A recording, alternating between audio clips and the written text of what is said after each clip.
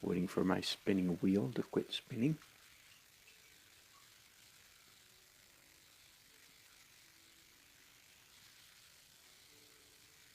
All right, there we go. Hello. So the reference, I started this wedding painting yesterday.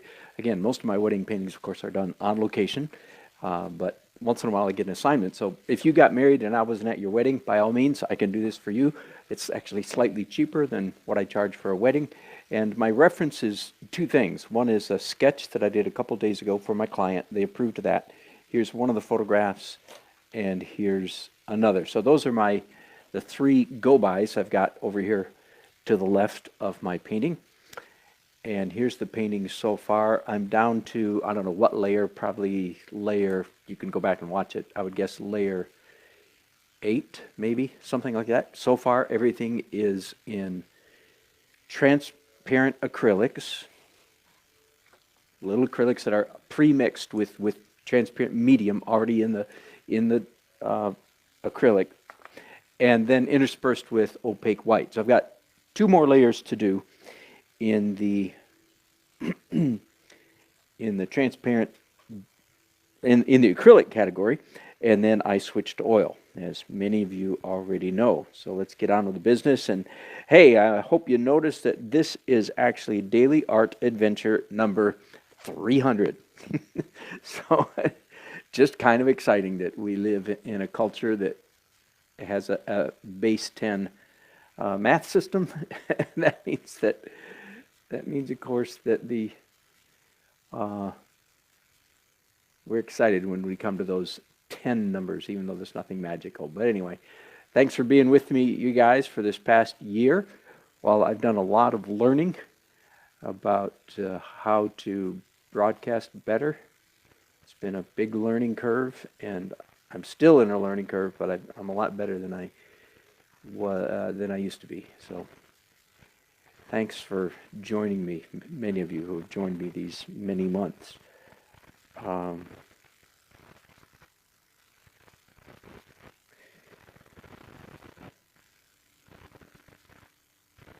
So again, I know many of you, you're regulars, so I don't need to say this, but there might be somebody watching for the first time. A couple things then. Here I am very definitely in drawing mode, right? You can see it. It's just the way I'm moving. It's just all over me, written all over this is definitely drawing. There's a plant behind the bride and groom. We just barely see it, and down here on the floor. I want to get just a little bit because that'll be a good excuse for some green in an otherwise pretty, warm painting. So this is approximately the 4th time, maybe the 5th time that I've drawn the subject matter. You can perhaps, if I zoom in here, you can barely see the pencil lines, and don't be fooled by that if you're not one of my regulars. I do not start out by doing a sketch.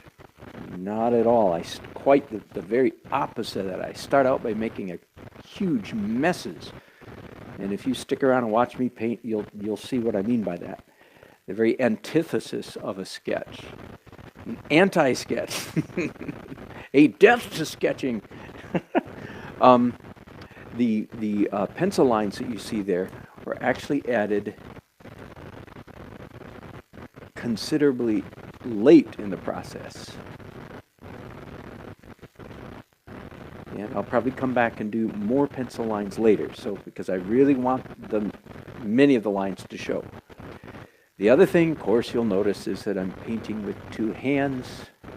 I started painting with 2 hands about 12 years ago, I think. So if you'll forgive me, most of you aren't old enough to start painting with 2 hands. No, it takes a great deal of maturity. So I was about 50 when I started even trying to paint with 2 hands. One of the best accidents of my career. Yeah, there's several things. I mean, I don't live with regrets. I don't mean to infer that, but there's several things. If I could go back and change my life over, I wish I had a teacher when I was 9 years old that said, "Now, Danny, if you want to be a professional artist, you have to learn to paint with and draw with 2 hands." That is absolutely what I tell children. When I'm out on the street painting and little kids, parents come up with kids and one of them is, especially the ones that are really, all kids like to draw, but some are really, they really have it meant that way. And their parents will tell me, oh yeah, little Billy or Susie or whatever draws all the time. I say, okay, can I give you just one lesson? Uh-huh. Here it is. Start drawing with two hands. I used to be, as I like to say now, I used to be a lot more forgiving on the subject. I used to be a lot more, well, it's a weird thing that I do, but not everybody should do it. And I'm getting more ornery as I get older and as I persist in it. I'm saying, whoops, got a mistake here. If I continue this line, it's going to line up perfectly with the top of the bride's head. It's what I call coterminous shapes. That is, they terminate. So this shape up here terminates at the same spot as the bride's head, coterminous. Some people call it kissing shapes, whatever you want to call it. It's very, very awkward dynamic when it happens. So and by the way, this gives me a good opportunity to point out something. Okay, so painting in this, my manner, my way of painting, which is letting the image grow, develop little by little, slowly by slowly, layer by layer, as opposed to like amateurs and beginners are intimidated by their lack of drawing skills, so they want to hurry up typically. They want to hurry, and get the drawing nailed down, and then in a sense, then color the drawing. On a tangent. Yep. Thank you. That's a good word. So I draw step by step, layer by layer, and right there's a pencil line there. There's a paint line here. So you can see I'm changing my mind. I'm saying, whoops, you know what? On second, third, fourth, fifth, sixth thought, this horizontal line should be there. So I'm changing my mind. And as I like to say, witness my distress. In other words, I'm not distressed by that, whereas sometimes students get freaked out by little things they shouldn't get freaked out about. They get negative about things like, oh, I messed up, So, no, just don't go there, and everything, all is well. What I want to point out, however, is that this stutter line, like it was here, and like, oh, no, it's here. In fact, that could happen a couple more times before the painting's finished. And I want you to know that it is in fact that what I'm now calling, first time I've ever used this term, what I'm now calling stuttering is actually beneficial, advantageous, attractive, good looking, makes a better painting. I say sometimes that not only is it okay to have, in the underpainting, to have lines in the wrong place, it's actually advantageous and beneficial. See, so instead of being mad that you drew it wrong a while ago and then you have to change it, the presence of this pale line up here is actually, and this happens all the time, is actually makes it a better painting, not a worse painting. In other words, having two lines here is better than just having the one. So, and the main point there is, students, don't kick yourself, don't get negative, don't get mad, just change it, but don't try to erase the old line. Oh, okay, I'm probably digressed more than I needed to. Let me continue to draw. But very important principle, though, for most students to learn. Excuse me, I know I'm blocking your view. I'm right in the way. Forgive me just for I have to draw on the edge of the canvas over there. Now, just another comment. As you can see by this painting the way it is right now, if I were to persist in this style of painting, my painting is way, for my taste anyway, and I imagine for yours, my painting as it is right now is way too liney. I mean, I'm drawing so intensely that it's way too liney. Be patient though, because I have 3 or 4 layers to go, and in the later stages of the painting process, I will de-linify. I will diminish lines. The purpose of what I'm doing right now is, in fact, to nail down the drawing, to get things accurate. So that right now I'm sort of like operating out of the left side of my brain, the analytical, technical, drawing, perspective side. Does that make sense? I didn't used to have this stage. I used to just make every step sort of, I don't know, messy, I guess would be a word. And then I discovered I'd get too late in the process and discover I had some real significant mistakes in perspective, and that was always, of course, very uncomfortable. And so I years ago began introducing this very deliberate, very intentional. If you're in one of my classes, my students fall predictably into two categories. There are those in my class who love this stage because essentially they're pretty good drawers. They may not be good painters. In fact, there tends to be a dichotomy among artists. There's sort of the liney, drawy, technical people, and there are the paint splashers people. And near the twain shall meet, sort of. Most of us fall into one category or the other. What am I? I'm actually a liney, drawy, scratchy draw person. But my painting technique, again, if you go look at any of my finished paintings, I look like a drawy guy right now. But if you look at my finished paintings, I look like a paint throwy, splashy guy. That's because as a drawer, what I'm calling now, as a liney, scratchy, drawy guy. By scratchy, I mean, scratching the pencil on the canvas, or in this case, the brushes on the canvas. I had to learn to compensate for my overly drawing tendencies. So the technique that you see in my paintings, all the throwing of paint and all the big swooshes and so on, is me compensating for what would be a weakness. So I'm still a good drawer, but I've had to learn how to introduce a lot of paint throwing. Pretty literally, actually, in my case. A lot of throwing of paint to create a painting. So my paintings are painterly instead of drawerly. Although right at the moment, I got into this discussion, boy, I sure do look drawerly at the moment, don't I? But that will change. I just want to make sure I've got the drawing accurate, got it down, and then I can come back and mess things up later.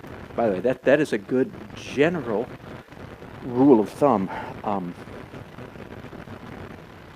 One of the ways, especially like in the realm of portraiture, where you have to be accurate. It's a real portrait. I don't mean like a Picasso portrait, for goodness sake. I mean a real portrait that looks like a person. You have to be accurate. That forces many of us to get into our uptight, draw early, as I'm calling it today, uptight, accurate, drawing side of our brain, but we don't paint like John Singer Sargent, right? We might paint like William Bouguereau, who I also love, by the way. And I did it years ago, did a painstaking, careful knockoff copy of a William Bouguereau. Hangs in my room upstairs. Not only is it as good as William Bouguereau's painting, it's actually slightly better. I'm as serious as I can be. It's on my website. You can go there. It's in the portrait section. So there's a kind of skill involved in that kind of painting, but it is not massive skill. It's just patience. And not saying anything bad about Bouguereau, but to copy him is not all that difficult. To copy John Singer Sargent, that's another matter. To use a contemporary example, yesterday I was talking to a non-artist and trying to describe the difference between really good portraiture and not so good. And he was not an artist, but he could see it. I took him to David Lafell. L-E-F-E-L, I think. David Leffel. I think it's one F. I'm not sure about that. Contemporary artist. And look at one of David Leffel's portraits, and then compare it to all the hyper-realistic, super tight stuff that you see splattered all over the website these days. And you'll see what I think is the difference between a great portrait and so-so. Okay, now what I was going to say, though, is one of the tricks you can do if you're not as good as John Singer Sargent. That's such a funny statement. If you, poor soul, if you're not as good as John Singer Sargent, what you can do is draw accurate. This is what I'm doing right now. Draw accurately first, and then come back and mess up the drawing, and you'll get kind of, it's sort of like fake, pretend you're John Singer Sargent until you are. Fake it till you make it. Do an accurate, careful drawing, and then come back at later minutes and mess it up. And you could still see your accurate drawing. Did that make sense? That was a long way around my elbow to get to where I was going. I was giving you a technique for fake it. Make yourself look like a good artist. Do a real tight painting, drawing, illustration, so it's there, and then mess it up. But you can still see your original lines. It's just that's a free tip today. What am I saying? All my tips are free. By the way, anyway, yes, I'm going to start selling stuff online eventually. I have to put some lids on my acrylic, so let me show you what I'm doing here a little bit. Many of you perhaps have not seen how I do my acrylic paints. First of all, these are not, this is not art supplies. This is, grocery store, container store equipment. What is in these little pots is liquid acrylic, like this, fluid acrylic. This is inexpensive, but it does the job for me. Okay, I'm sorry. There we go. Okay, so inexpensive fluid acrylics, and about 50% medium, glug, glug, glug, half and half mixed up. Okay, that's what's in these, so they're all transparent. And it's just a time-saving device to mix them up ahead of time. So give me just a minute while I cover all these up, because I think I'm done with my acrylics. I have two blues, phthalo and ultramarine, and the red is a magenta, like permanent rose or magenta. And then I have a brown, which is just any brown, which is just a shortcut, and white. Now the white does not have any medium in it. That would be redundant and a waste of money. So that one is just pure fluid acrylics in there. Okay. So I'm ready for my last layer of acrylics, which is always white. And then I'm going to go to oils very shortly. So, hey, I haven't talked for a while. I have not talked about the dance of painting. I mean, while I paint, let me try to give that to you. Let me get this easel back up. It's easier to work on. Okay, the dance of painting. Here it is. You ready? Take notes here, Steve. At least mentally. Good painting, all good painting, in my humble opinion, all good painting is the result of a good process. Now, that's just a general mindset. All good, if you see a good painting somewhere, sometime, you see a good painting, finished painting, it is good because the artist had a good process. And for some of you, I'm hoping for some of you that will be counterintuitive or kind of surprising. Like, what? Okay, that would be. Can somebody give me a what? There you go. Thank you. Because many beginner painters think that good painting is a result of careful drawing, And careful painting. And I'm sort of contradicting that, saying, no, no, good painting is the product, the result, good process. Okay, so let that sink in. Okay, and a good process, I'm going to give you one formula as an analogy. I'm not speaking literally, I'm speaking in word pictures. Here's a formula for what is a good process. I compare a good painting process to dancing. Not just going out to the bar or the honky tonk. I don't mean that kind of dancing. I mean more like theatrical calligraphy, calligraphy dancing. You know, choreography dancing, dancing that is choreographed. Okay, a good dance. You go to a musical, go to a ballet or anything. A good dance is choreographed, and a good dance is made up of many different kinds of steps. Okay, and if the dancers just did the same step, the same move over and over and over again, well, that's, you rock concert people, it's called a mosh pit, right? You just jump up and down. Nothing wrong with jumping up and down. It's great fun to do, but it's not all that much fun for other people to watch. So to have a good dance, you have a variety of steps, right? Okay, so let's back to compared to painting. In order to have a good painting, of course, you have a good process. And I compare the process to a dance, and it has several steps. I'm going to give you some of those steps. Okay, here they are. In painting, we have large marks and little marks, large steps and little steps. We have light steps and dark steps, light marks and dark marks. And we have literal marks and art or expressive marks. I'm a little leery about using the word expressive because so many people in our culture think that that's what art is about, is the artist is expressing himself. Vehemently against that notion that art is about self-expression. That's another subject. I'm not going to take that detour right now. Okay, let me repeat those steps again. If you want to do good painting, you have to have a good process. Let me describe good process for you.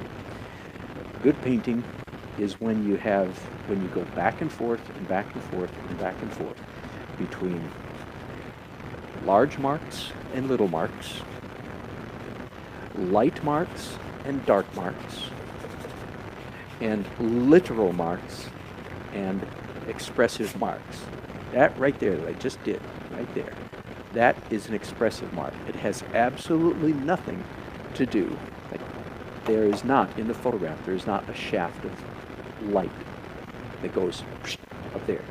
That is not realism. That is, sometimes I call it an expressive mark. Sometimes I call it an art mark. I like expressive, except that I don't want you to think that, oh, he's expressing himself. No, I'm not expressing myself. I think it's, I'm going to do another one actually. Why did I put that there? Because in my opinion, the painting is better, looks better with that marker. That's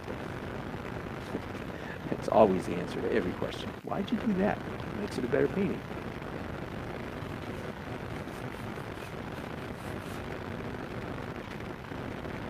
By the way, you can already see how I am de-lining. A few minutes ago, the painting was too liney, and I'm already, at the very next layer, I'm de-linifying it. If I make up silly words. Okay, back to the dance. If you want a good dance, you have to have a variety of steps. If you want a good painting, you have to have a variety of marks. And of course, I guess sort of implied in everything that I'm saying is that painting is a layer by layer by layer process. Again, one of the most universal mistakes that painters make is they basically, a real rank beginner has two steps. One is you draw the thing, two, you color it. That's a really bad painting. Sorry to burst your bubble. This is layer, I don't know, 9 or 10, just for instance, on this paint so far, and I've got at least 3 or 4 or 5 to go, okay? So when I talk about dance steps, let me say the same thing with different words, that you do one layer is dark marks. The next layer, perhaps, is light marks. The next, like that's exactly what just happened here, right? The last thing I did was small brush making these lines, and now here I am doing light marks after the dark marks. One layer might be large marks, and the next small marks. And again, that's exactly what I'm doing here. The last layer that I did, if you were with me, I was using a brush like this, and I was holding, and I was doing skinny lines. So that's called small marks. I don't mean because the line is long, that's a big mark. No, it's skinny. So those are small marks, and now I've come back with bigger brushes and holding them in a very loose manner, so they are, in fact, I'm doing relatively large marks. If you go back and watch me paint from the beginning and think about this dance of painting, you'll discover, wow, yeah, that's what he does. He does large stuff, then small stuff, light stuff, then dark stuff, and literal stuff, that is draw-y, accurate, literal stuff, and then more expressive or messy stuff. You will see. That's exactly what I'm doing. Okay, so are you with me? I'm going to give you those 3 couplets. So there's 3 pairs of dance steps: large and small, light and dark, literal and artsy. And it's convenient that the first word in each of those begins with the letter L, so you can help remember a little bit. Here it is. Again, large and small, light and dark, literal and expressive, or literal and artsy. Got it? Okay, now got one more curve to throw at you. So overlaid all 6 of those steps, 6 of those layers. Okay, so you got these 6 different kinds of things: large, small, light, dark, literal, expressive. Overlaid on top of that, you're playing with 3 different kinds of color. It is transparent, opaque, and translucent. Okay, did you get that? So you're doing large, small, light, dark, literal, and expressive. And at the same time, some of those layers are transparent, some of them are opaque. And here's the magic one. Some of them, like the one I'm doing right now, is some of them, I think these 2 next to each other are a little bit too much. I'm going to diminish this just a little bit. Unusual move for me to do that. Like kind of erase, if you will.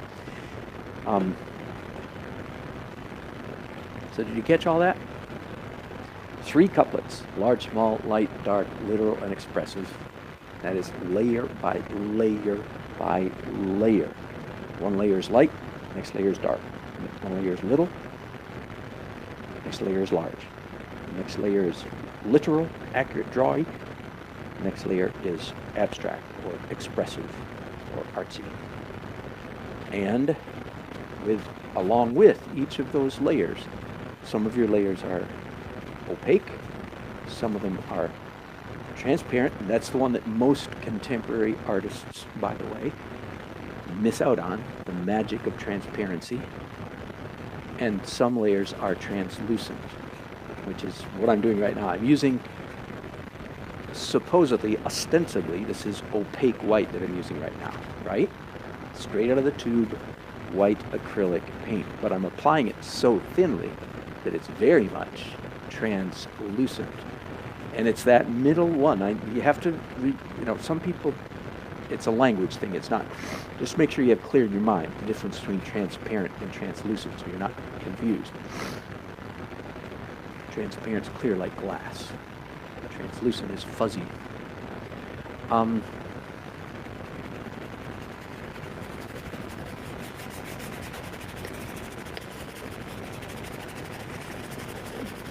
It is the translucent layer where, frankly, most of the magic happens. Well, translucent and transparent. And most traditional oil painters, they paint straight out of the tube and they paint opaque. And some of them are really good, better than me, more famous than me, more rich than me from their art.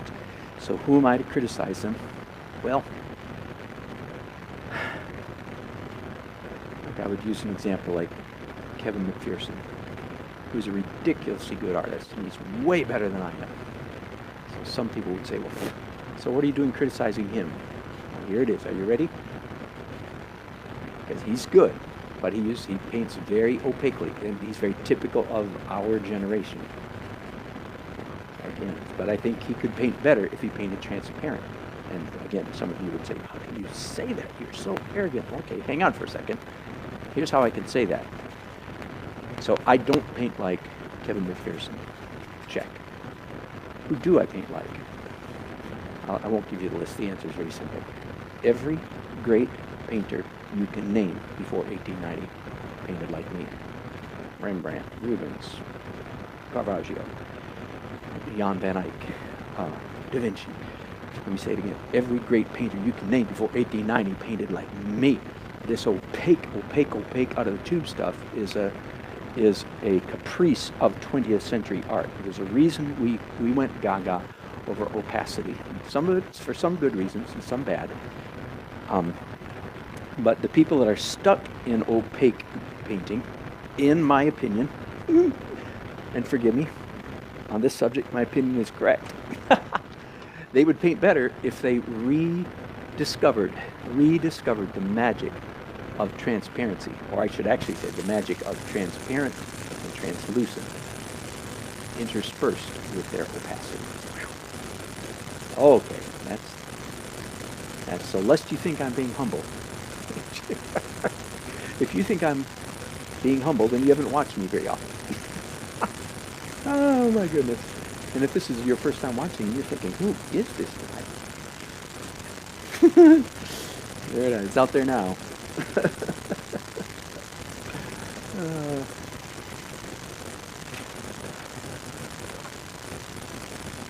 Okay, just about done with this, I think, last layer of acrylics. Now, I reserve the right, of course, always to change my mind, to reopen one of those, couple of those pots of, nope, I think it's good enough. Okay, so I'm going to take a break right here. This will easily be dry by the time you get back, and I'm going to switch over to oil. And I love the next layer, the next stage that I do in oil is always loads of fun. So thanks for joining me. I'll be back in just a few minutes.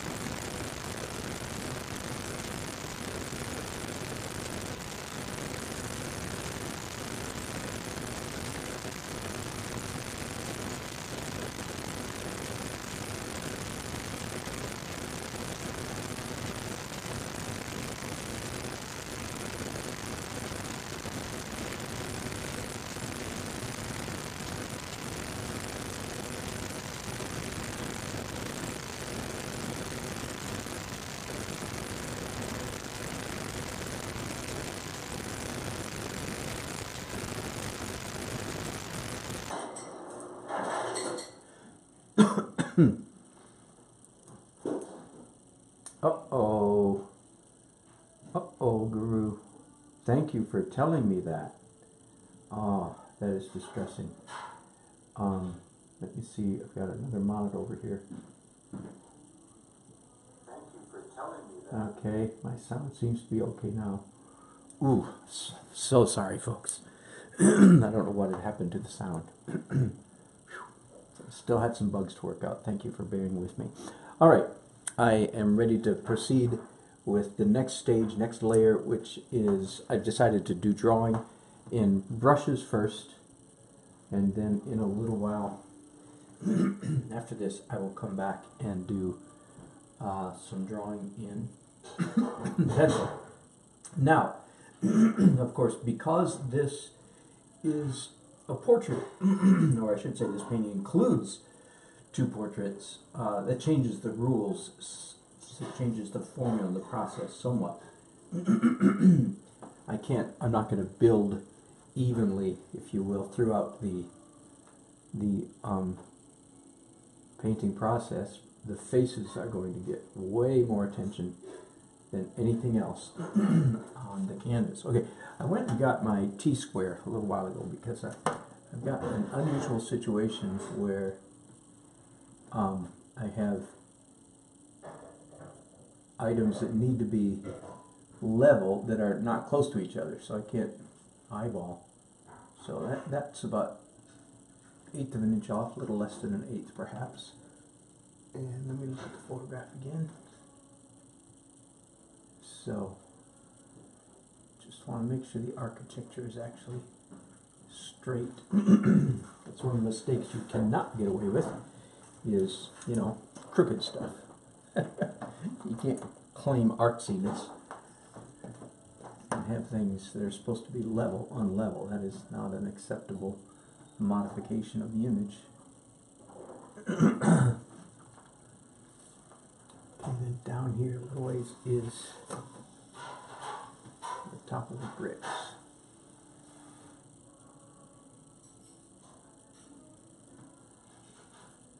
And the table is behind the bride and groom. Also isn't quite level, so let's get that fixed. At the top of the table right there. Again, there are certain modifications, certain mistakes you can get away with, certain mistakes you can't. And this is one of those can'ts. I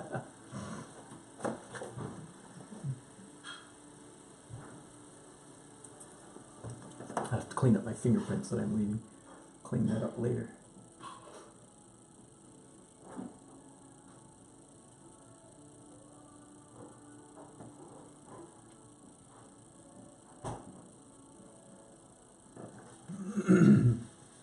Now, let me just check this one up here. Yeah, close enough? Yep, close enough. Good. Whew. That's a relief. Didn't want to change that one. To paint off my T-square. And I think that's the only T-square thing I need to do. Okay, on with lines. So once again, I'm drawing this image for the, I don't know, we could go back and watch the video and count together. 6th, 7th, 8th time. And you might wonder, well, what is there left to draw? One of the biggest answers is simply details. Just details. For instance, up until now, this block at the top of this,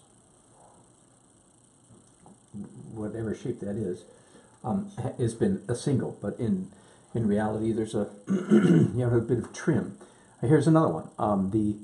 The arches here are not flat pieces of wood, as you may imagine.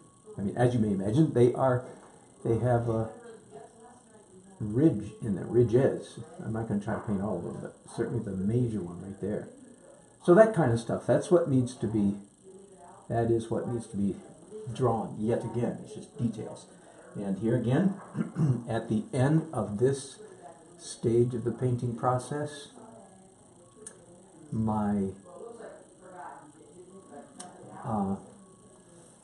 my painting will be over linear. It will be over liney.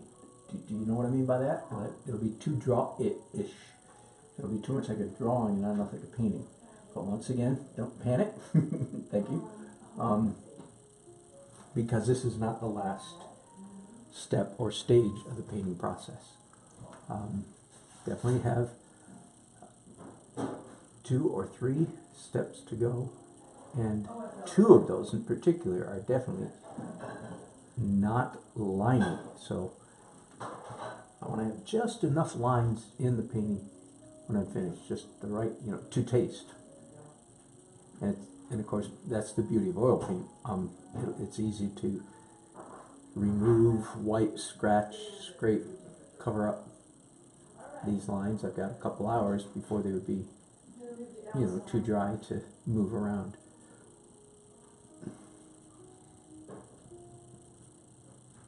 So just putting final touches. That looks a lot better already.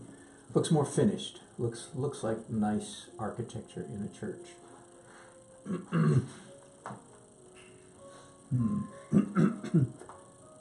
think I'll leave it at that. There actually is another major ridge in this molding, in this trim, but I think I'll accomplish the other ridge with a light color instead of a dark. I think. Theoretically, this is the last time I'll be applying dark paint to this painting, theoretically. Of course, I can, if I find I need it somewhere, I can always come back and do it. I'd rather not. I'd rather accomplish all the dark that is needed in this phase or this stage of the painting.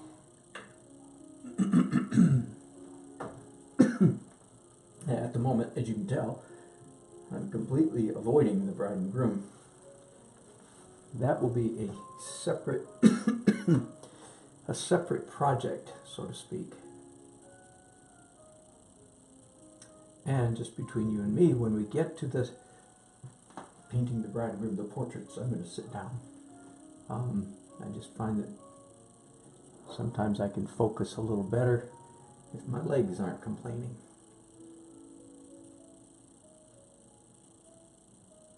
A little bit of foliage back here,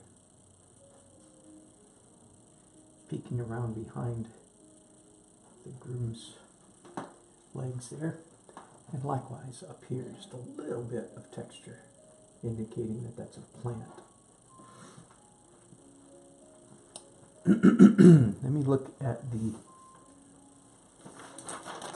a picture of the table. Yep, I do. So here's the candle holders, and that gives me enough, I think. Again, just a little bit of detail in there, a little bit of texture to give the feeling of intricate brass candlestick.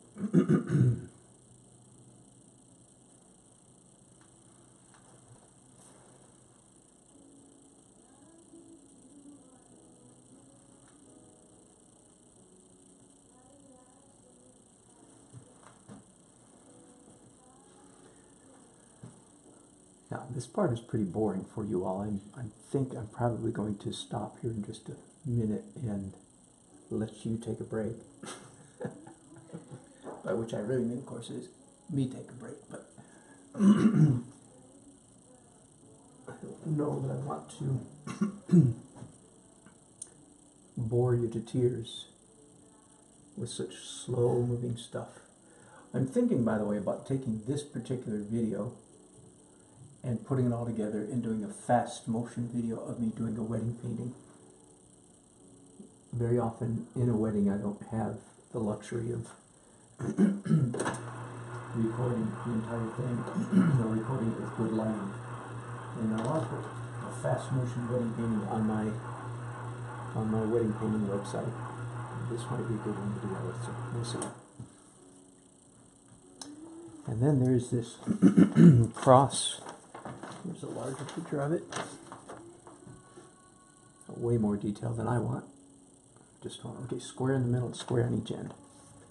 Good enough. I just want to hint at that. I'm not going to try to, you know, render the heck out of this thing by any means. Just a hint. Doesn't need much attention.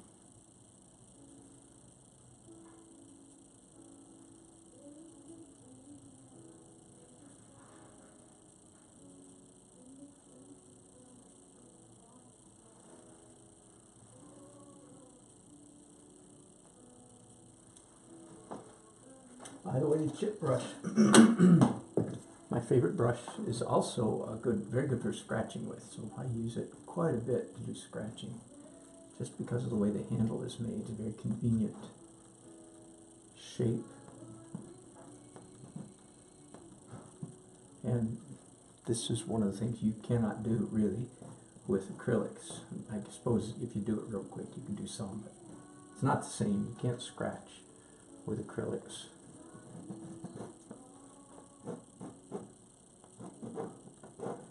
Here's a trick I often use, by the way, so you zoom in, you can see a little bit better. Let me do it over here.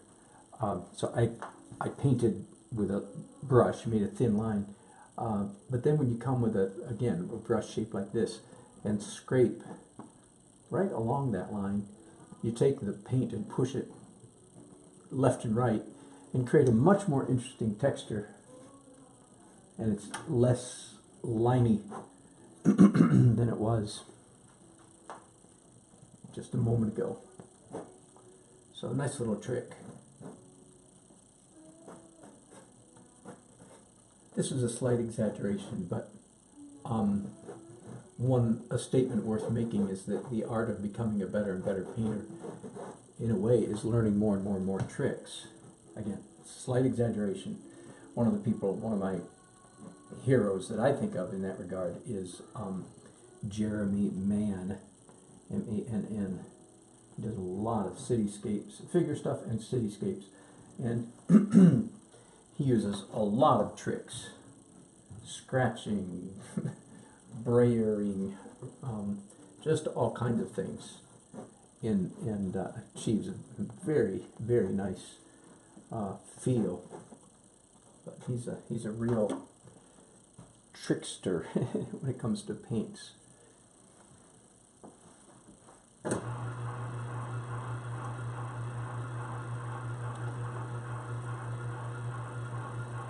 Now here's an area where I don't need to. There are these fairly subtle lines in the architecture. Can you see that? Let me get it right. There we go. See these lines right here? They're pretty subtle, and actually they're already too strong in the painting. So I'm not going to re-accentuate them. I'm not going to draw them even stronger because they're already too strong. So I'm not bound here. I think you know this. I'm not bound to drawing everything over again. Only things that need drawing. Only things that are asking for more accentuation or more detail or more delineation.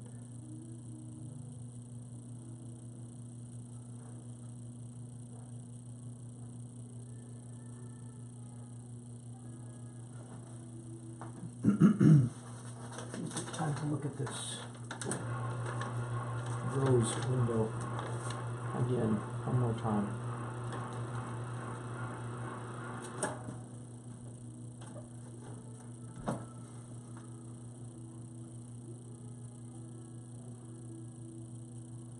Now the next thing I'm going to do after this is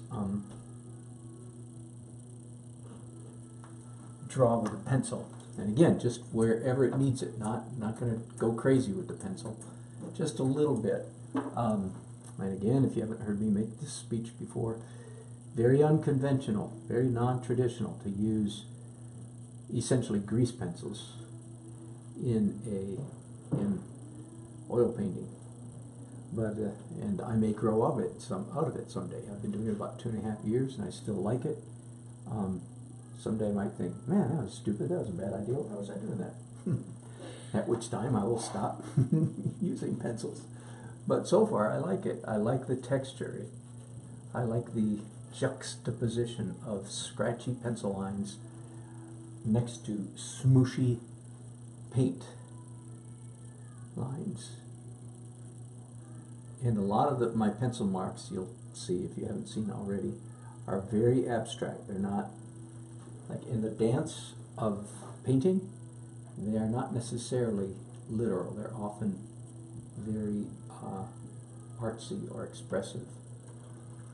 So not, although sometimes they're literal, sometimes they aid in similitude, making something look like something.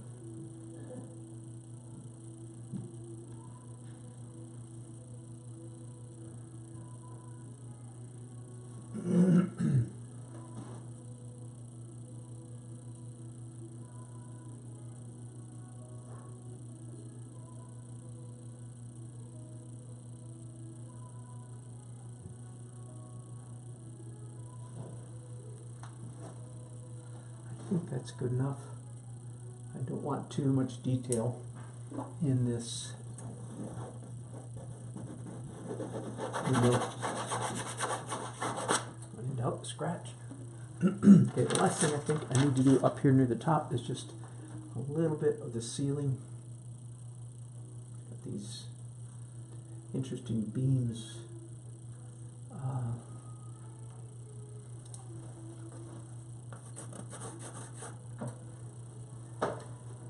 Again, I don't need to capture exactly. I want to capture, yeah, roughly. Fair enough, right?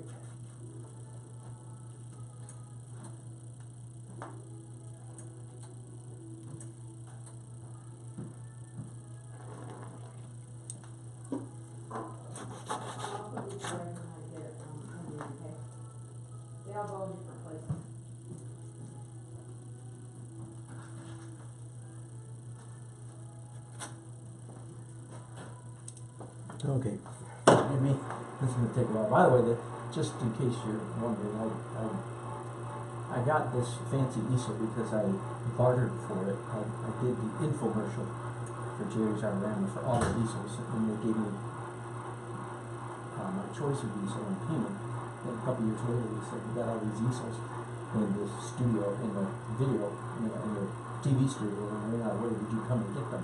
So, but I went back and picked up this one.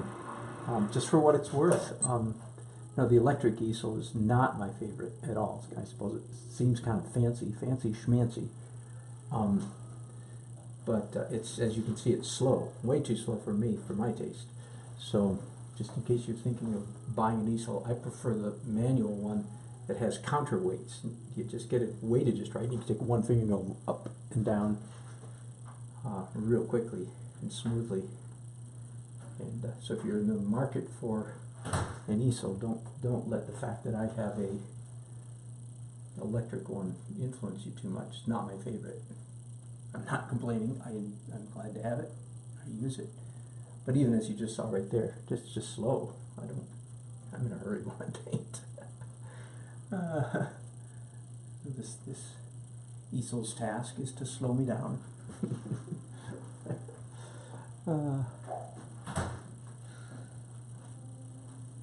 Okay, as soon as I finish a little bit of outlining here, I guess at that time I'll go to pencil. That won't take very long. And then we change gears. I'll probably take a little break. We change gears considerably because we switch to a portrait. And I'll walk you through my portrait finishing process step by step.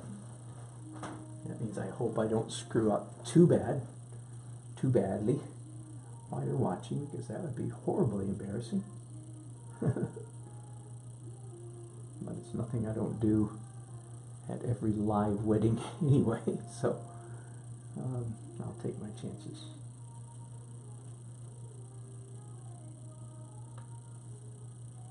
Yeah, a little bit of a molding around this door, way back here in the dark. Why am I putting a door there? Well, because it's in the photograph. That's not the real reason. The real reason is because once I saw the photograph, I said, oh, that's a good idea. Just adds a little tiny bit of energy. I've got a pews over here and a door over here. It feels like a real church, of course, because it is. And, you know, if I'd been making this up on my own, I doubt very much that I would have made, you know, a door here and pews here.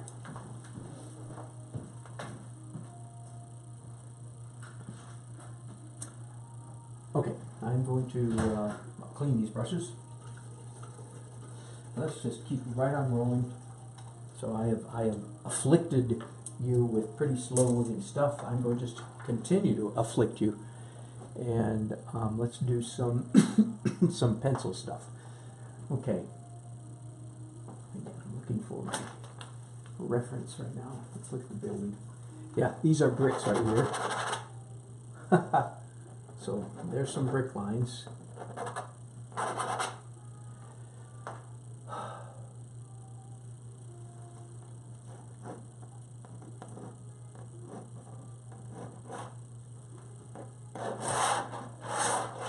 Most of my paintings have what I just did. Very, very thin, spidery pencil lines going across them. Go ahead and ask me, why do you do that? And you already know the answer, right, if you watch me. Why? Because, at least in my opinion, it makes the painting look better. Exactly. Okay, now why else do I do it? Intuitive, because a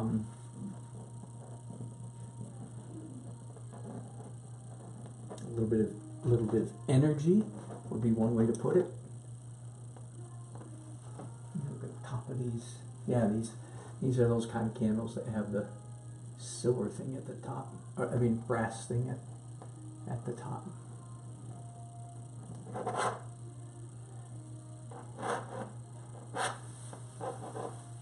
Of course, in the last two stages of the painting process, of course, I have the option of covering up anything I don't like, including these pencil lines, right? So, again, it ain't over till it's over. And, but generally speaking, and this is, again, getting to, so why do I make these marks? Generally speaking, I want to have lots to respond to in the final stages. I want lots of chaos, is a word I usually use. I want plenty of chaos. By the way, yes, there are lines in this floor, and it just dawned on me, oh, it's a nice opportunity for some texture. Yeah, and then lines down here going this way. Again, some of this is a little bit too liney, probably, so some of this will get covered up in the final stages, so I don't end up with a painting that's got that looks like a colored drawing. I don't want it to look like a colored drawing. Yeah, oops, I drew all those lines and then didn't scratch them, so they ended up, that was too liney. So there, I'm de-linifying. Did you catch that word? De-linifying. De-linifying this area right here.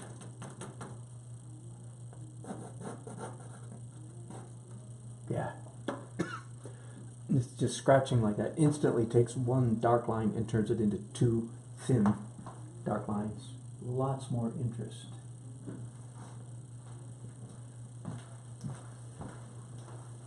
Maybe, Nancy. I'll try.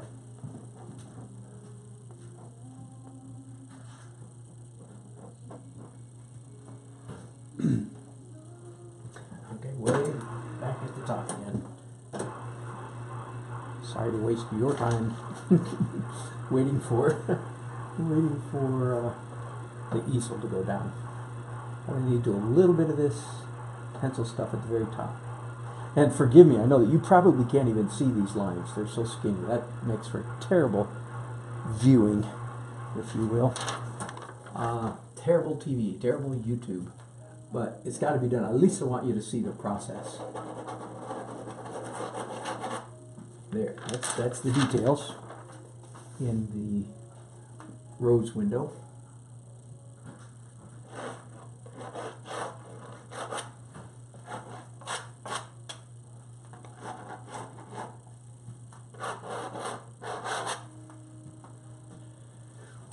Okay, I am finished with the pencil.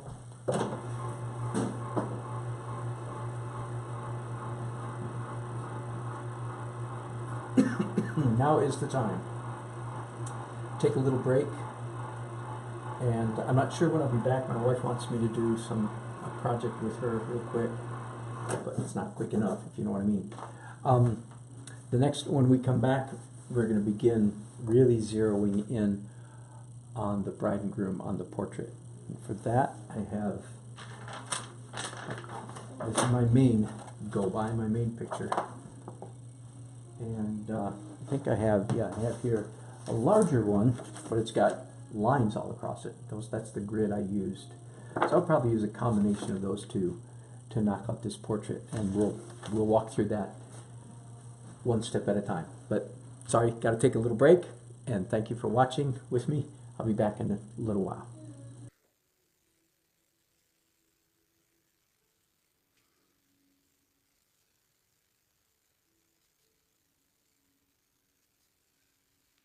Thank you, Edward, for that instruction about the lights. I will check on that. Thank you very much. Appreciate it.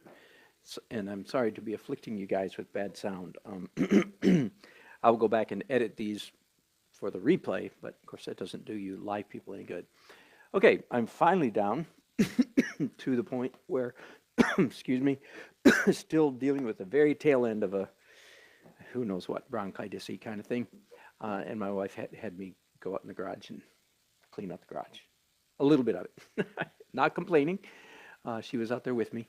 So I'm finally ready to start tackling this portrait. Let me show you my palette just for a second.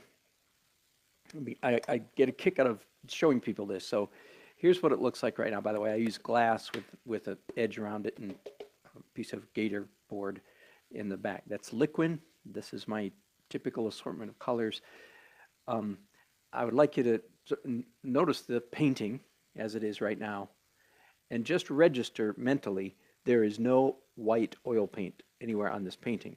And I typically don't put white paint out on my palette until this point, because I don't want even one hair of my brush accidentally picking up a speck of white paint and then contaminating and turning transparent colors into translucent colors.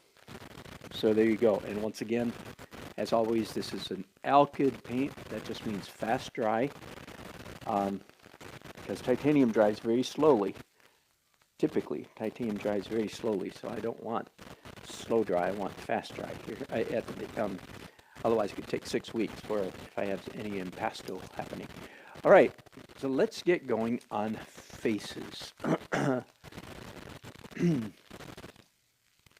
Oh, this is a new invention, by the way. This is new today. I wanted this reference, and of course this is all wet paint, so I can't tape anything to the painting. So oh, wait a minute, I could get a couple boards and tape my paintings to those. There you go. Cool. So my reference is right here. This is actual size. This is a little bit better picture, and of course it's full figure, so full length. So I'll be looking at both of those. Now, how do we paint a highly modeled, that is rounded, shaded, and busy subject matter? Okay, so let me say that again. Anything that's busy, articulated, variegated, has a lot of variations, like a face. This would also pertain to clouds, foliage, sometimes the land in a landscape, waves, water, anything that's very busy. I have a 3-step process, and this is the right way. And once you know the rules, you can break the rules if you need to do it the wrong way. But it is mid-tone overall, dark details, light details. So that's what I'm going to do these faces. I'm going to do mid-tone. And as you can see, by the way, I'm not crazy about the color. I could have spent more time upstairs with my printer. I find just by experiment, hunt and peck, just eventually get this the color I want. But I decided not to do that. I'm not going to use this for extreme color reference. I actually like the colors that are happening here in the painting better. But of course, it's too busy. It's too textured. There's too much going on. So again, that three-step process for water, sky, trees, foliage, faces, fur, hair is mid-tone, and this is a translucent mid-tone over everything, then dark details, then light details. And if you're thinking, well, couldn't you do it the other way around? The answer is no. Yes, you can, of course. But no, this is the standard. This is darks first, lights last. It's a formula. Every formula has its exceptions, but you better know the formula, and most of the time the formula works. Okay, let's get to work. So I'm going to mix up over here a little bit of titanium white. Let's just take a wild stab in the dark. Titanium white, oxide red, and yellow ochre. Let's see where that's got me. It doesn't look too bad. And I'm going to apply a fairly thin layer of this. So, no, I did not put any liquid on my brushes. I just did straight titanium, oxide red, and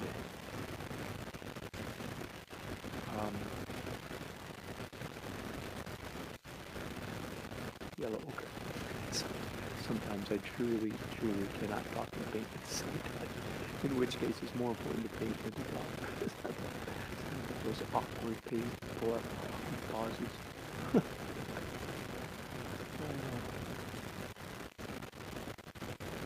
Zoomed in as far as possible.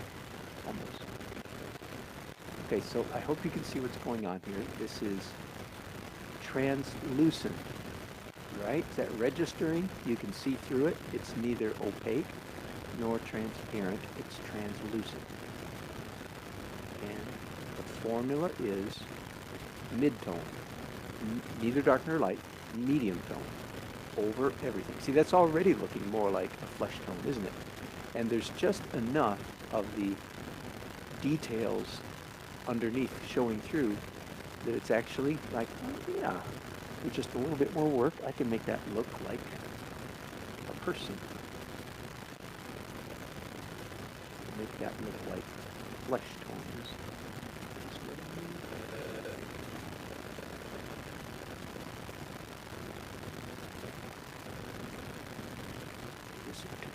This is her thumb. You'll have to figure out, how do these hands go? I better figure that out before I start painting. if I can't figure out, whoops, I'm sorry, I'm off screen. Sorry about that. If I can't figure out how the hands go, then my goodness, everybody else could be even more messed up. I think I can use the same color. Often I'll switch tones slightly for the male and the female, and for the man and the woman, because most of the time their skin tones are quite different. But in this case, actually, the skin tones are quite similar. So again, I hope you can see that I'm not worrying about details at all. I'm just plastering, so to speak,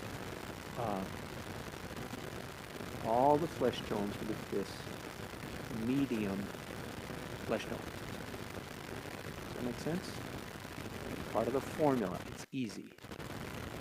And once again, if you missed me painting the earlier stages of this, then let me know again. I need to mix up a little bit more of this color. That I used a grid. Yes, I did. Much to my undying shame, I used a grid to get the two figures basic outline in place. I talked a whole lot about the pros and cons of cheating using a grid and so forth. I'd rather not. It's more fun. It's harder, but it's more fun to not use means like that. But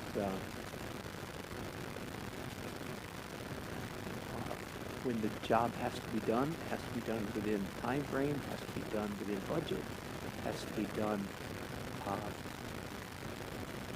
it has to be done right.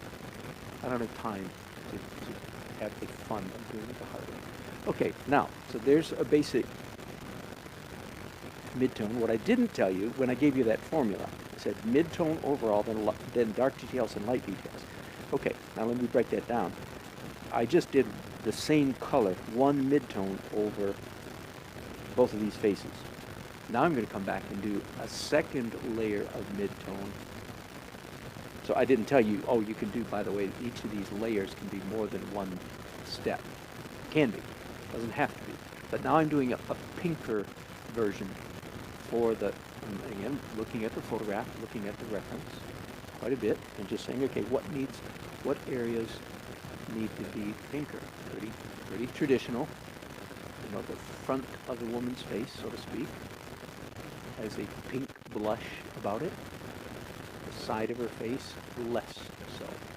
The ear, likewise, the more beautiful. Perfectly typical. Human. She must be a human being. Her coloration is typical human. Now, I'll probably come back and do yet one more layer of, this is all in midtone still, by the way. This is still under the title of midtone. And it's, as you can see, it's still translucent. I'm painting opaque paint very thinly so that we can actually see through it to still a little bit of the acrylic that's underneath. Because there are details there that I'd rather not have to completely redraw from scratch. Here's the guy, same thing. Front of his face is more pink, ears pink, behind the ears pink. Okay. But I'm calling all this is midtone. It's not real light, it's not real dark. It's right, just about in the middle, like a flesh tone. And let's do the front of her neck just a little bit.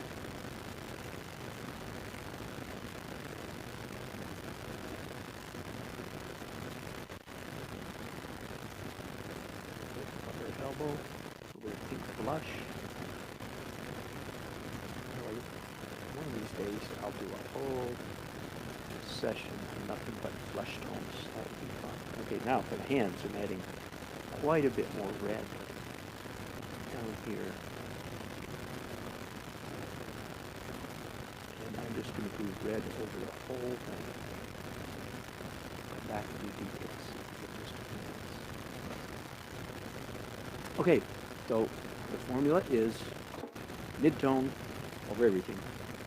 That's done. Now I proceed to dark details. And now is when I start doing some serious drawing. And by the way, if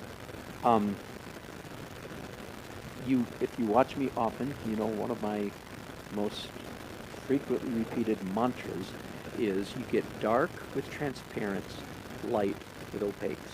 If you want some part of your painting darker, you do it with transparent color. If you want some part lighter, of course you do it with opaque. This, right now, is a huge exception to that rule. I could say dark with transparents, except when you're doing portraits.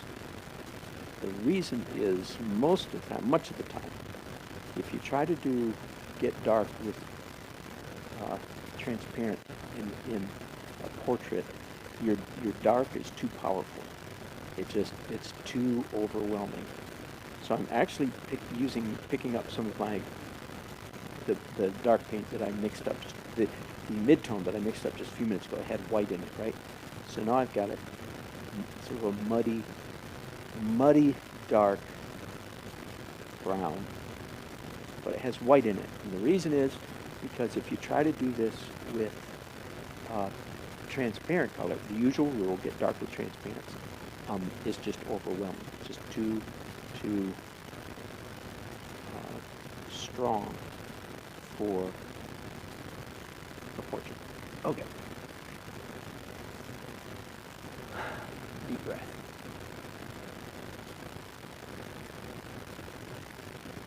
everything about portraiture is ratios.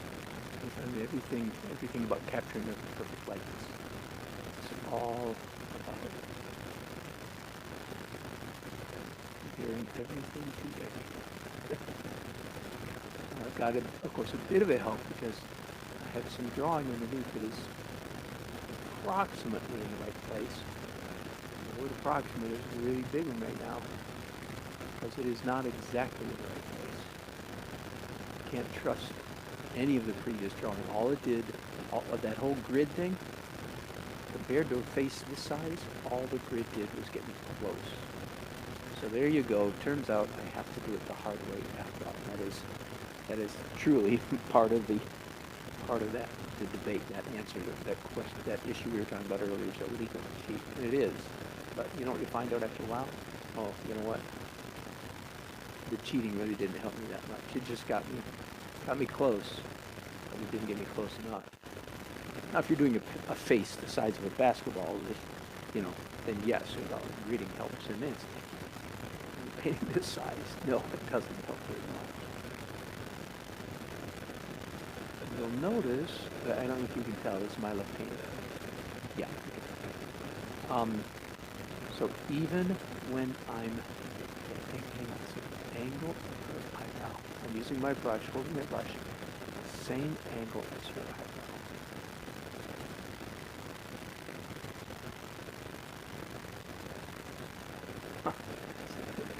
My brush made a mark way over there. It's not at all where I want it. So let me take just a second and quote-unquote erase that mark. Yeah, using my left hand, why? I'm using my right hand now, even with my pinky. Look how I'm holding my brush. I mean, most of the time I swear at my students. That's a joke. I swear at my students for holding the brush that way. I don't really. Just to make the point. Exaggerating. The angle of her top eyelid. Placement. It's about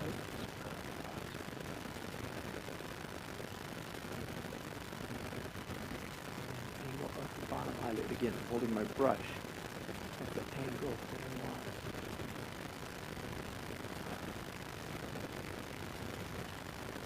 Angle of the top eyelid. Now, all that's fine and dandy, except that I'm not positive that that's in the right location. In fact, it isn't. Okay? So I'm cheating here at the system. The system is light details and dark details, and I'm doing dark details, but I'm having to cheat a little bit to move my dark details. Eyes too low. What you just saw, by the way, was one approach, one approach to how you capture a likeness. One is you make a mark and then edit. Just put something down. Just goodness. Get something going and then go, oh, that's not in the right place. And believe it or not, it's not as hard to move it once you put something down as it was, in a sense, to put down in the first place. Okay, now the bottom of her nose, I am not convinced that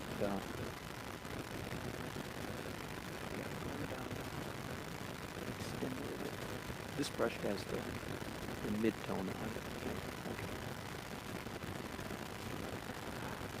I know the angle of the bottom of her nose, it's rounded, so it's not like a straight line, but it has a basic.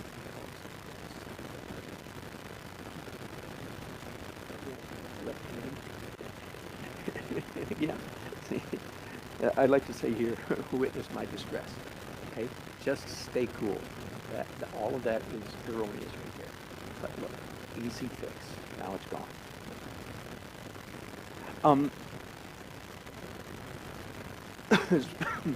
Especially when you're doing portraits of this size, which is really hard, by the way. Want to hear me whine? It's really hard doing portraits this small. In a way, I would say only a nutcase would try to do portraits this small. So call me a nutcase. When you're doing them this small, I think it's really important that as much as possible you do it in a one-stroke manner. That is, you load up your brush with paint. And by the way, I just switched to a Control Freak brush. You put up there and you make one stroke. Boom. You don't brushy. You don't move it around. If that one stroke is erroneous, that is, you didn't quite hit where you wanted it, then you take it off and do it again, or you, in one way or another, you do it again. You don't try to move this. There's no room, in my opinion, for fudging and brushing, if I can use that term. There's no room here for finessing strokes. You just put it down, and in a sense, hope for the best. And if you have to put it down several times, so be it. Put it down several times. Now, I'm developing this eye quite far, and I'm not even sure that it's in the right place. Is that weird or what? You know what? I think one of the things that the really good portrait painters don't model for us often enough, even though I think often they do it, is this mindset. How do you get a likeness? How do you get a perfect likeness? How do you get a portrait done? How do you get her done? The answer is, what I'm thinking is, the answer is any way you can. You do what you need to do to get it done. And here I'm not even talking about cheating, quote unquote cheating. I'm talking about, like, okay, what happens if I go to all this work and paint this eye and then discover it's in the wrong place? Well, I paint it again in the right place. Rocket science, anyone? You do what you have to do. Just the other day I picked up a magazine, I forget what it was called, but it was about portraiture. The whole magazine was about portraiture. So I should know the name of it, but I forget. And it showed the work of one of the big dogs, and he was doing a corporate portrait, a businessman or politician or something. And I read just a little bit of the article. He did the man's face, I think he said 5 times. Complete. I did the man's whole face 5 times before he got it what he felt like was right. Now, of course, any of us would say, well, man, I would have been happy with the first one. Yeah, it's very possible we would have been. But he wasn't, and it's actually quite encouraging for me. In other words, you do what you need to do to get the job done. And that's a little bit what I feel like I'm doing here, is just, okay, I'm going to be here a while. And by the way, I'm going to turn you guys off. Again, I think this would get kind of boring. I'm only appealing, if I'm appealing to anybody at all, there's 2 people watching. Thank you, both of you. If I'm appealing to anybody at all, it's some pretty hardcore weirdos. I don't mean you guys are weird, but what I mean is, it's pretty extreme. I remember the first time I watched, 30 years ago, I watched an airbrush demo. And man, I loved it. I was hanging on every word. And it lasted like an hour and a half, because I didn't know a thing about airbrush, and I had just bought one. It was just planning. I don't remember if I just bought one. I was about to buy one. And man, I just hung on the guy's every word. I thought it was fantastic. What a great demo. When the meeting was over, I discovered that most of the people in the room were quite irritated. They were all grumping and grousing, saying, well, we don't need all that. And I thought, whoa, I guess I was in the wrong room, man. I was loving it. So there you go. The only people I'm appealing to right now are maybe those of you who are thinking of taking up portraiture, right? The other 99 people who usually watch, they left us long ago.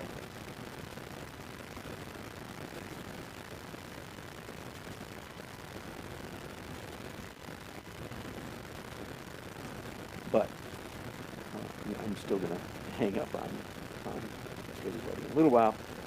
Let you come back when I've got a little bit more done. And if I do any tricks, I have a couple tricks, by the way, for testing my work. And if I use them, I will let you know. They're like semi-cheating tricks. And One would be to turn the painting upside down. I don't usually do that. In fact, I've never done that on a wedding portrait. But, you know, things got desperate. You do what you need to do to get the job done. So I'm not beyond doing such things. Okay, but that's good enough. Let's, the two of you who are still watching, you're not there. You're walking your dog. You just left your computer on. I know. I appreciate it. Thank you so much. But I'm going to quit now and just paint my little heart out like this, very slowly. This is not rock and roll. This is pretty slow stuff. If you're not in a meditative mood, it's not going to work. Okay, thanks for watching. Hello, welcome back. I am going to do just a very short episode right here. Don't have a dog. I don't know what that chat means. Thank you for that. I'm going to do a very quick broadcast right here to give you an update on this portrait. I've been sitting here working on the woman's face, frankly, having too much fun, taking too many breaks, eating too many snacks, being being a human being. And let me show it to you first of all, right up close. It's a fairly attractive face right now, and forgive all the shaking. Let me try to get so you can see that. Okay. How close can I get with this thing? Pretty darn close. Wow, that's amazing. Okay, of course I haven't worked on the guy's face at all. So there you go. That's what it looks like. And isn't that lovely? I'm being kind of sincere. It is lovely. It is lovely. And does it look like my model? Again, here, instead of picking you up, I'll pick this up. Here is the photograph that I'm working from. You're not seeing them side by side, but yeah, it looks like Leslie. Is it a perfect likeness? Not sure. Okay, so here's what I want to just interrupt my painting to do a real quick teaching. Okay, and I'm here. This is for those of you who are struggling, not for those of you who are better than me at portraits. This is only for those of you who are behind me. Let me show you a very useful trick. I started doing this, I don't know, maybe a year and a half, 2 years ago, maybe. Here it is. With my extra camera, phone, old phone, still works perfectly well. The camera still works perfectly well. I take a picture of the photograph. Picture of the picture. Photo of the photo. Got it? I also take a picture of the painting. Got it? And then in this little app, and I'll show it to you, there are a lot of apps that can do this. The one I used this time, was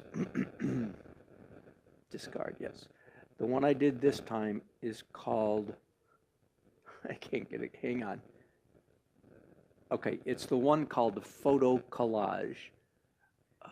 Can you see that one? This one right here? That one right there? Okay, Photo Collage. Now there's a number of other apps out there like it, but I just want to let you know which one I used. It takes, so I take the picture of the photo of the photo, and the photo of the painting, and in a collage, I put them side by side. So far, so good, right? Now, here's the important thing. Please listen to this. Again, if you're a struggling portrait painter, as I am, if you're better than me, quit laughing, go listen to somebody, go listen to Eric Kinsler. Here's a trick.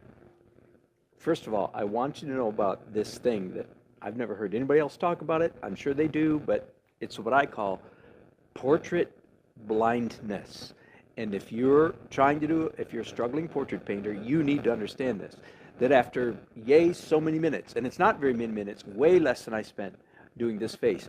If you spend 25 minutes trying to capture a perfect likeness, 25 minutes drawing or painting, after about, I'm saying 25 minutes, you become blind as a bat. You just count on it. Just say, put us a note here. After 25 minutes, I can't see a dang thing, because that's pretty much the truth. So you can't see your mistakes anymore, right? The traditional solution to this is you sleep on it, you leave it, you come back tomorrow with fresh eyes. And if you're a struggling portrait painter, you have experienced this many times because you come back and look at your portrait the next day and go, whoa, what was I thinking? Because you have fresh eyes and you can see all of your mistakes, right?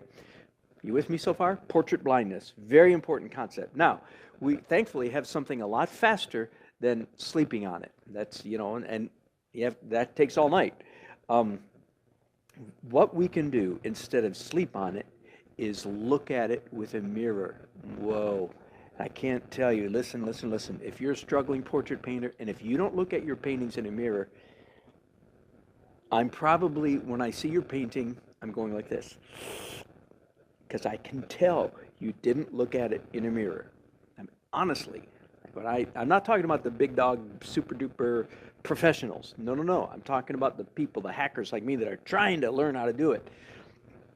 The kind of stuff I see at when I judge painting shows, art shows, you know, when I go to the high school, when I go to the college, when I go to the state fair and see people's attempts at portraiture. I can see the ones instantly. So you better know that if I can see them, you better start seeing them. So look at a painting. Now, we just so happens that if you own a phone, and I'm only talking to people that are in the 21st century, I hope, that if you own a phone, you can do the same thing as a mirror. So you take a picture of, let me do it this way. You take a picture of the photo and the painting. Then in photo collage or any collage app, you put them side by side and you flop them. This is a mirror image, right? See, in the painting, in the photo, her nose is pointing to the right. Are you with me? Here, her nose is pointing to the left. I have flopped it. What does that do? That does a huge, huge thing. Now, I'll go ahead and give you the rest of the story. Here's what I actually do. I make two collages. First one, and then I make a collage of two earlier collages. So I end up with this. Now, I've gone ahead and printed this out. I don't need to print it out, but I did. I ran upstairs to my computer and printed it out. So here's, again, this is what I've been looking at for the last hour and a half, looking at these two, and for the life of me, I'm blind as a bat because I'm in the advanced stages of portrait blindness. You with me? So what I did is I made a mirror image. As soon as I saw this, I went, ay, ay, ay, ay, ay. Now, honestly, I went, pretty close, pretty close. But this allows me to see where my corrections are. And I don't know if you can see, I've already made, come on. I've already made a number of little notes with a blue ballpoint pen. Do you see that? So and not only did I make notes, and it's real small things, like her nose needs to be about 1/100 of an inch longer. See, I can see it in a mirror. I can see this. And I actually came up with and I numbered them. 1, 2, 3, 4, 5, 6, 7 little changes that I need to make on this face.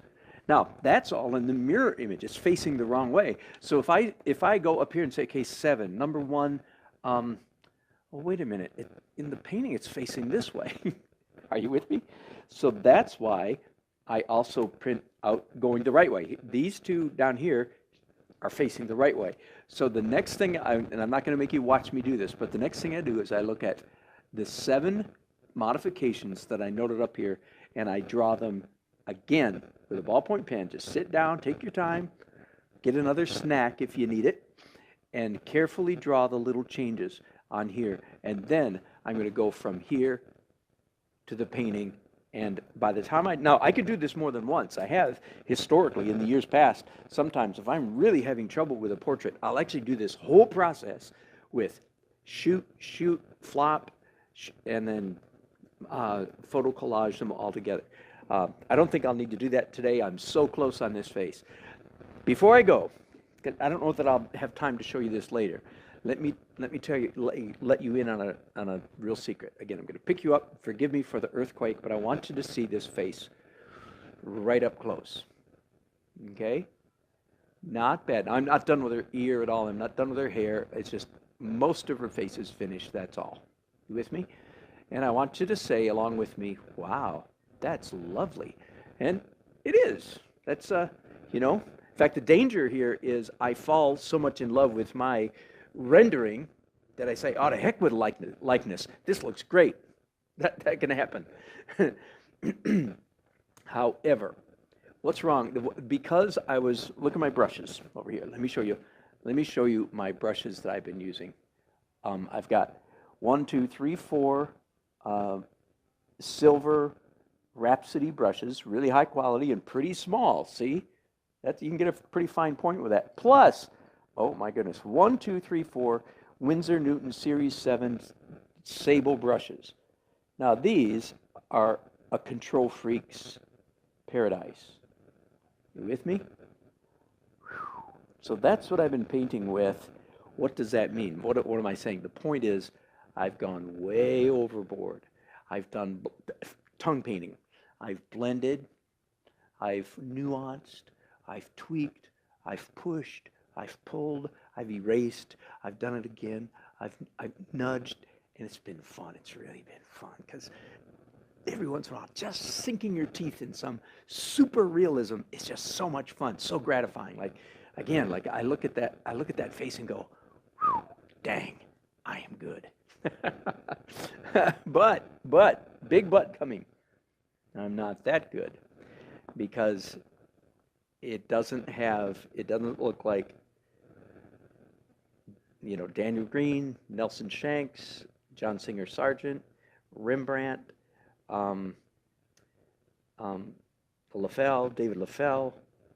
Doesn't look like anybody that's a big dog. This might be this slight exaggeration. It doesn't look like the portrait painters that I drool over. It doesn't look like many painters that are big dogs in the Portrait Society of America because it's too smooth. I don't know if you know this or not. Smooth is easy. What? What'd you say? Listen to me. Painting like this, smooth, finished, accurate. This is what's easy. You with me? What's hard? What's hard? What is skillful? What is good? Again, Google David LaFell for somebody who's alive right now. Google Richard Schmid and look at some of his portraits. Dang, those people are good. They're the brush strokes. Look at and watch by all means. I'm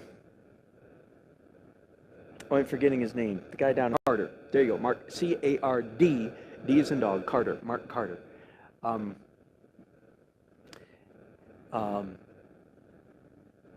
He shows how to do portraits. So here's the little secret I'm going to let you in on. As soon as I get all of these changes, right here, as soon as I get all of these changes made on this face, I'm going to do something very, very sneaky. That is, everything will be like perfect. It'll look like her. Every line is in place. The only thing that's wrong with it is it's smooth. And some of you may say, well, and some of you say, I understand. If you could paint this smooth, you'd be happy. I understand. But I'm not happy because I don't look like a good painter. So I'm going to cheat. I'm going to cheat. Listen to this, and I give you permission to cheat with me. After I've got it all painted smooth, I'm actually going to come back with brush strokes, matching colors perfectly. I'm going to go one stroke brush strokes so that I kind of look like John Singer Sargent. And so help me, if you tell anybody my secret,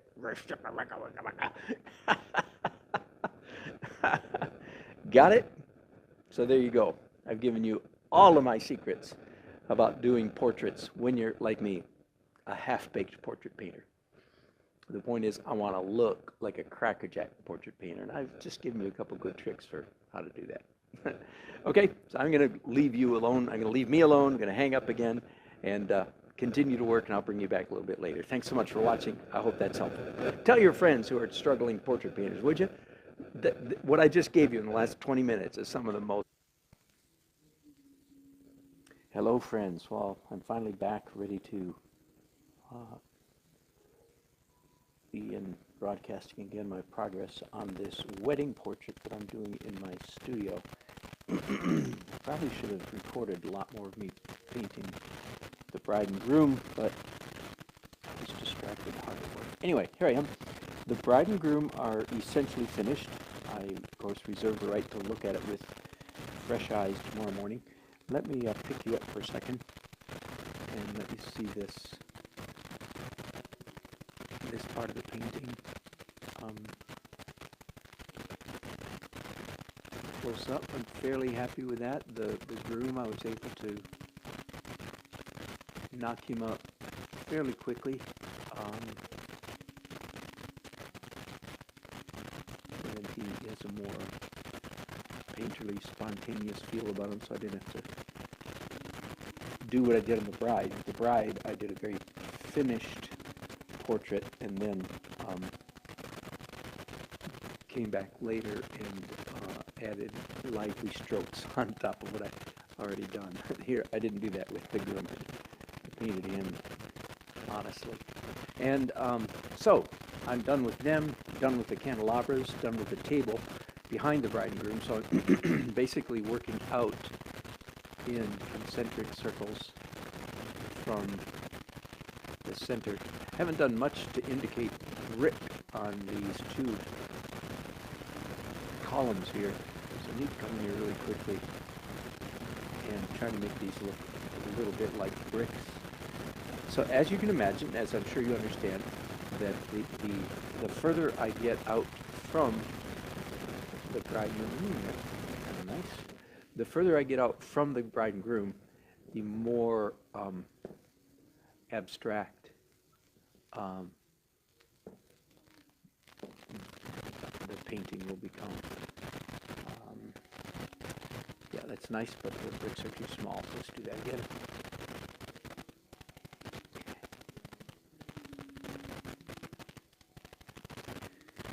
So, what else have I been thinking while I've been doing all this painting? Well, I was thinking a lot about painting. I was thinking a lot about painting, how to paint the bride and groom, of course.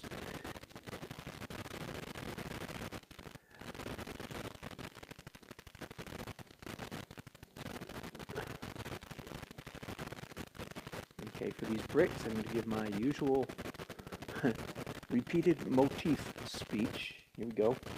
It happens a lot when you're painting architecture. You come upon shapes that are repeated a lot. In this case, the mortar between the bricks. Well, the bricks are repeating shape, of course, and so is the mortar between the bricks. And whenever you paint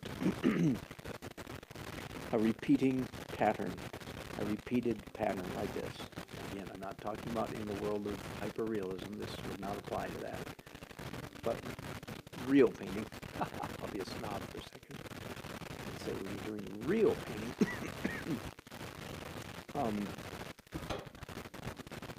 you want to come up with several different ways to render that repeated pattern so that you don't get a boring monotony.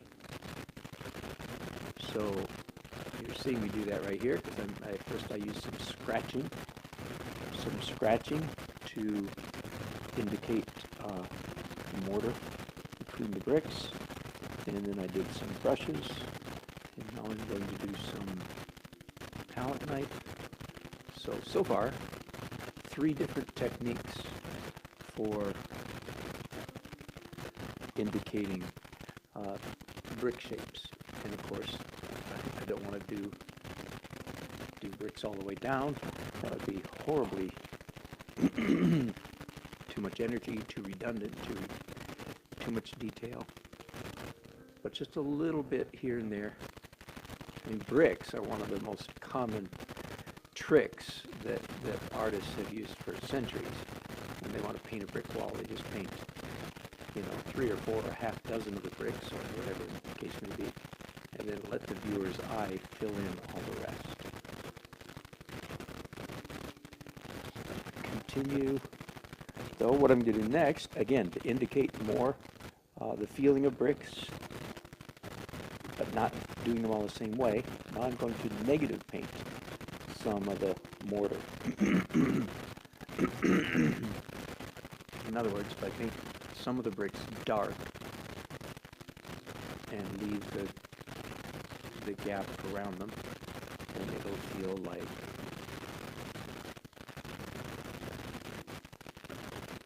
bricks.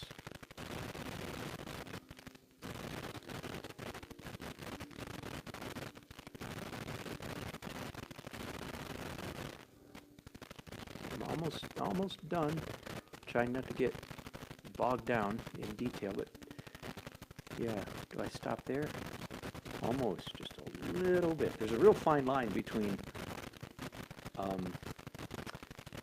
you know, leaving something abstract and leaving something so it looks like it's unfinished. Real fine line, real delicate balance between those two extremes. You don't want something to look like it's unfinished, but you don't want it to look overworked. So there you go. There's a mystery. Okay, I'm going to leave that for a moment. Let's go over here to this other side where it doesn't look like scratching is going to have nearly the same effect. So that means that evidently the acrylic under this part of the painting is much darker. The further out I get from the bride and groom, then, the more abstract I want to become.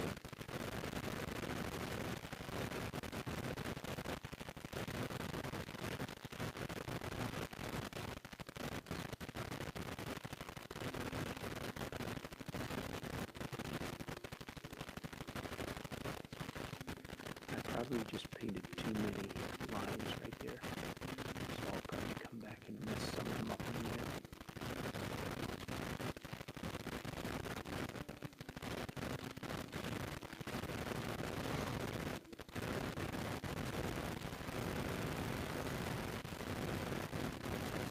Yeah, it's been a nice, fairly long day of painting. You know, that timber stick I'd rather be sailing or something like that. My bumper sticker would probably say I'd rather be painting.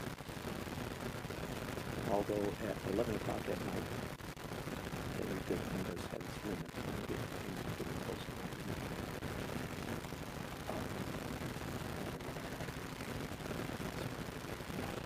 Okay, let's switch away from the bricks and start moving up, I guess, just move up the columns. Mixing up white and ochre. Once again, looking at my reference, the photograph mostly gives me ideas that I wouldn't come up with on my own. I'm not limited by any means to a photograph. I don't need to repeat, I don't need to record anything that I don't like in the photograph. But many times, that's why painting from memory is not a good idea, generally speaking. And it's not difficult. I hope I'm bursting somebody's bubble gently. Somebody needs to tell you, because there's a number of people out there who think, oh, painting from memory is all is really the cool thing, or from imagination, whichever. It is not the cool thing. It's the lazy way. It's the lazy man's way.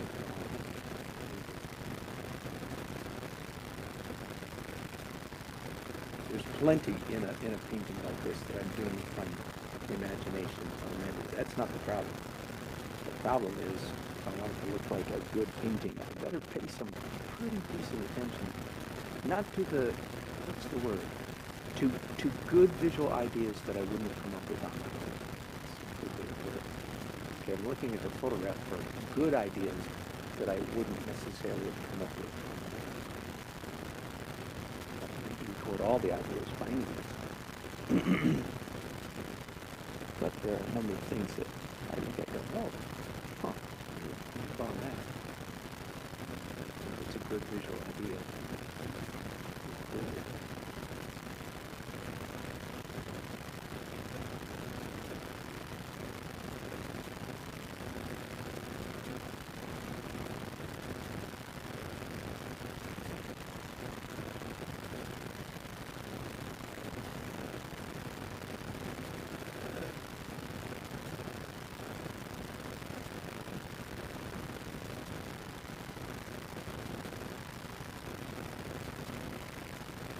I played a little fast and loose. Speaking of not being a slave to the photograph, you notice that everything in the photograph, almost everything is lined up perfectly. The table is lined up with the columns, and the candles are lined up with the columns in the table, and so on. And I've cheated. I've got the columns over here, and the table moved to the right, and the candles moved to the left. In each case, just to help make the balance, fit things in, and make it look good, I had to move things around. And it's kind of a more neutral beige tan brown. I hate that when it comes to painting, I never like to say I'm mixing of the color beige, just so that's a decorator color. That is not it's a realtor color. It's not a artist color. But I say it sometimes.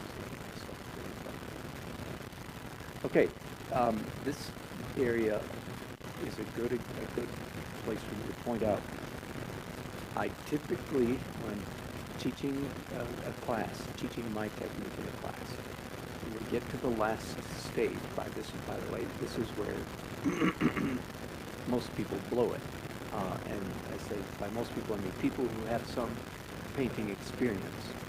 They will follow me somewhat confusedly, as you can probably imagine. They'll follow me through step 1, 2, 5, 7, 8, 9, 10, 11, whatever.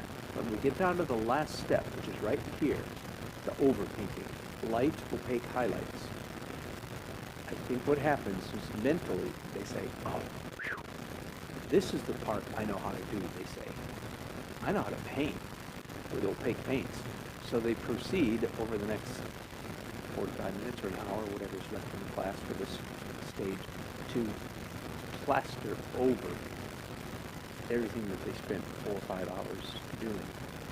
And then we have good reason to walk out at the end of the day and say, well, I don't get it. Why did we spend all those hours doing that underpainting when it just ended up? The reason is you're not supposed to plaster at all.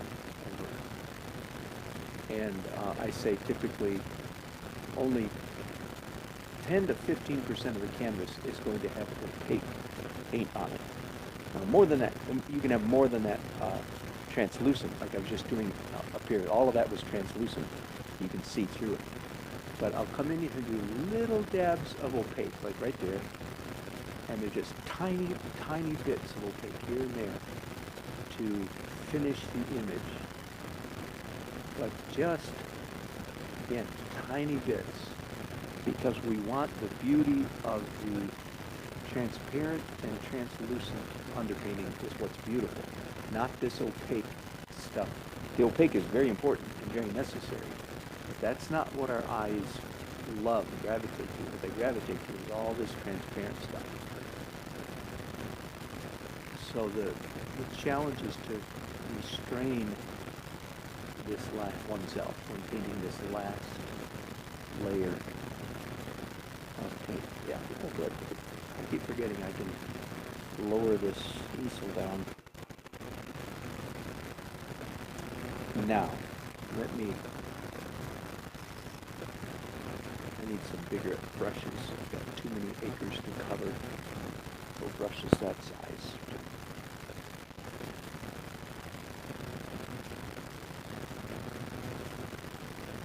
Mixing up white, yellow, ochre, French, Indian yellow, more white. Just trying to get this general, that word I hate, beige color. At least now, I can't stand to use the word. Okay, so there, not much needs to be done up here at all. It is complete as is. Just a few highlights, just a few accents to make it feel finished. And again, there's little bits of opacity that I'm doing here, but much more translucent. And I'm essentially trying to mix up an opaque color that's the same color as what's already here. It's just opaque. In this last stage of the painting process, if I've done my underpainting correctly, I make up very, very little new color. I just respond to what's already there.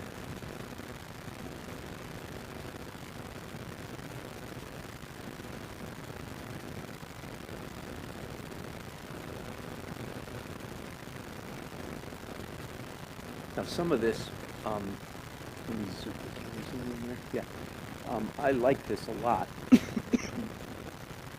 It's just, in my opinion, excuse me, a little too much of a good thing. That is, I like all that texture, color runs, and so on. It's just a little bit busy, attracting a little too much attention to itself. So I'm simply going to push it back. I'm not going to obliterate it. I'm doing definitely translucent paint on top of this. Intentionally pushing back texture. Now, if you've watched me before, you've heard me use the term obfuscating texture. Beginner painters, their default way of handling their brushes is sort of what I'm doing right now, brushy, brushy, brushy. And as you can see, there is a place and a time and a place for brushy, brushy, brushy. It is whenever you are intentionally obfuscating texture. And I like to use that word because most people look at me and say, what? I've never intentionally obfuscated anything in my life. I go, bingo. That's how often you ought to do brushy, brushy, brushy. Of course, I'm exaggerating because there is a time for brushy, brushy, and I am here. What am I doing? I am obfuscating texture. That means hiding it, covering it, making it obscure. Not the same word, but it sounds close enough. So remember what that means. Okay, so there's that side looks a little better. All that interesting texture is still there. There's just not quite as much of it. The same thing over here. Very similar thing over here.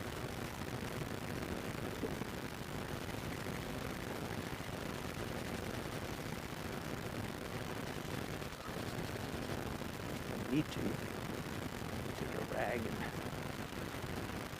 spread out some of what I just put on there.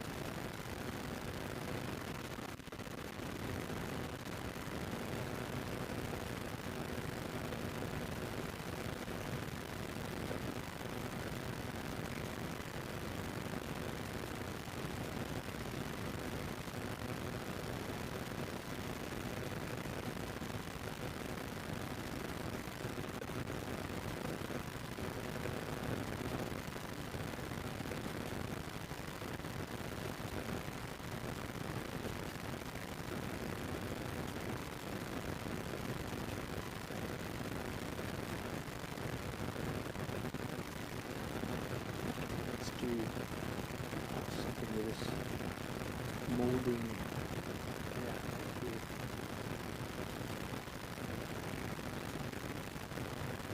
A little bit of accent.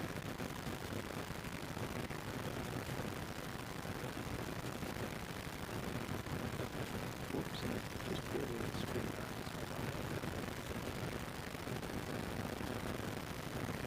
A little more dirty white.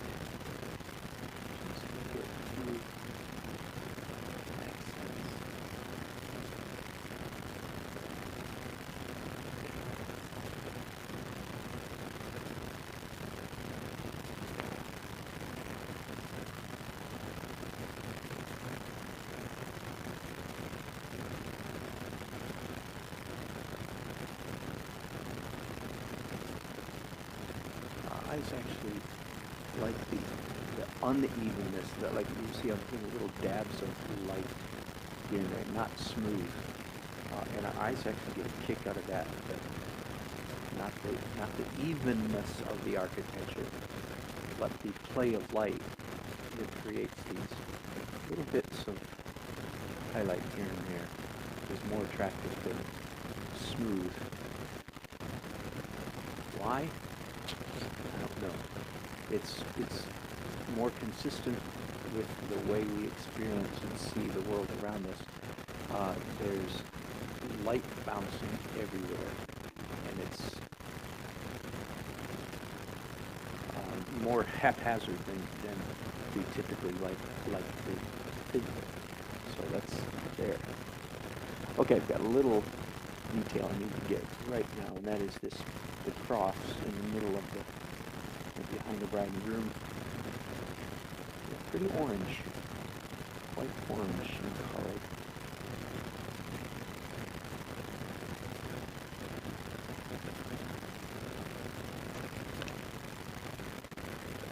Not to stand out too much, but keep it back down. I really don't want it darker than that.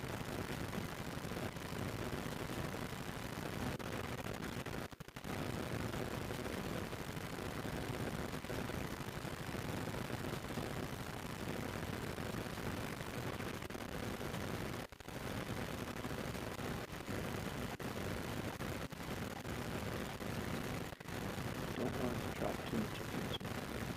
It's obvious, it's strong enough as it is. So,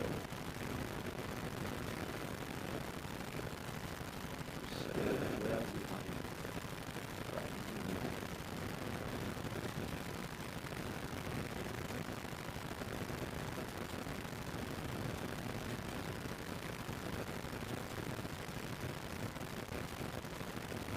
Now, just a few bits of light on that.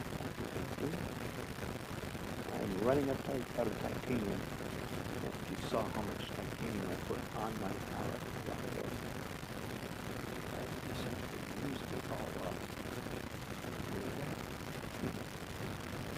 It seemed like I put out so much.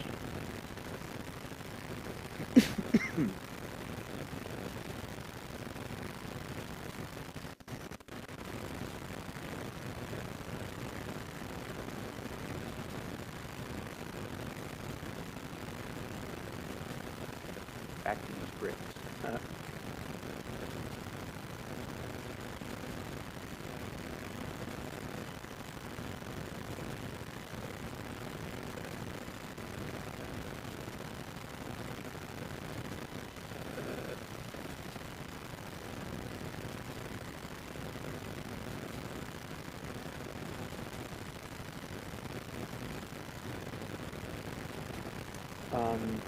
Let's look at this side over here. I'm not sure there's anything I need to do. Oh, I know what I'm going to do. I'm going to give those pews just a glaze. That means transparent glaze. Transparent red, orange. Fairly subtle, I hope, just to distinguish between wood that is, and the stuff behind it. Just a little different color. Yeah.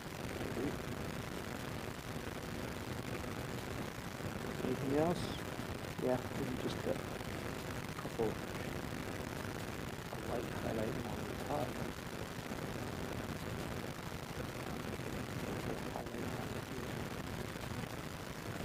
I think these are pews.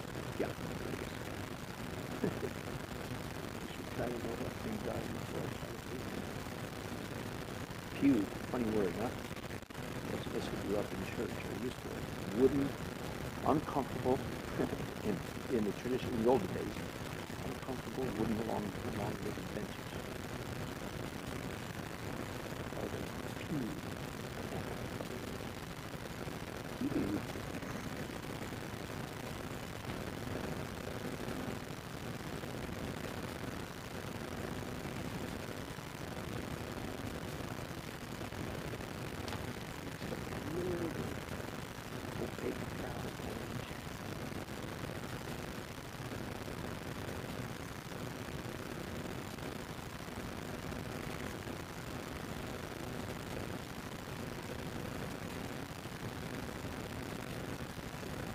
again, really fine line between abstract and unfinished. And these cues look a little too unfinished to me. So I'm just taking a minute to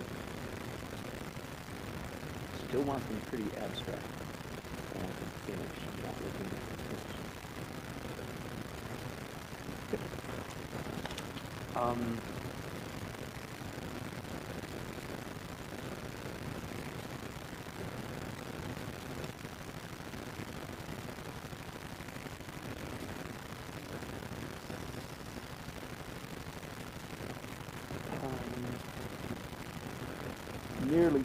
Nearly finished. I have stuff to do at the top, and with the rose window and the rafters in the sky and the blue.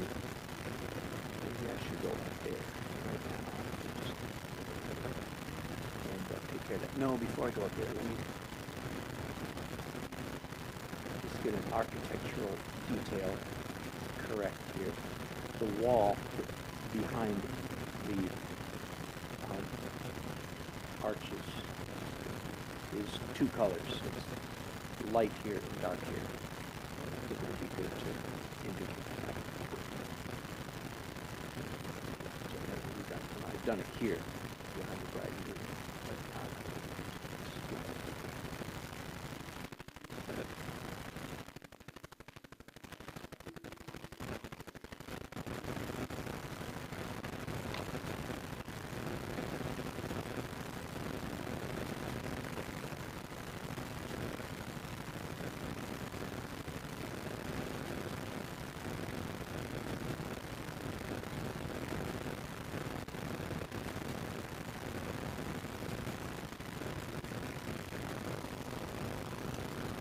Okay, let's get this in. How far down can it go? I'm not sure it goes down far enough. Let's come way up here at the top. Work on this window a little bit.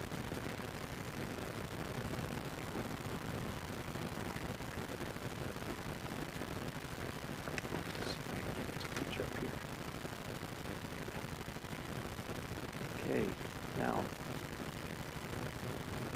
I've got brown on my brushes. Let's see if I can find a good excuse, a good place to put that or something. Yeah, here we go. Let's do these rafters. Just very, very rough, approximately. Do not want to draw too much attention to this. Use my left hand. My arm blocks the light.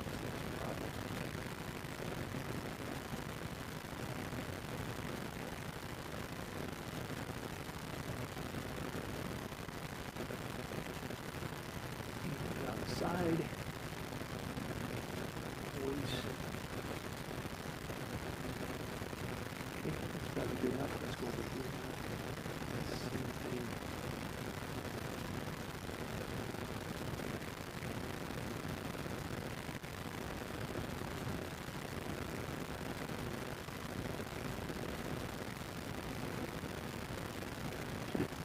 Okay, now one of the things I do want to do is the ceiling in this church, as it is in many traditional traditional liturgical churches, I've discovered, not uncommon, for the ceiling to be blue. And I want just a hint of blue up there. Quite subtle, not knock your socks off blue, just enough to hint. The viewer can figure out the ceiling is blue. They'll feel like it was there. I go, hey look, the ceiling is blue. I made that up.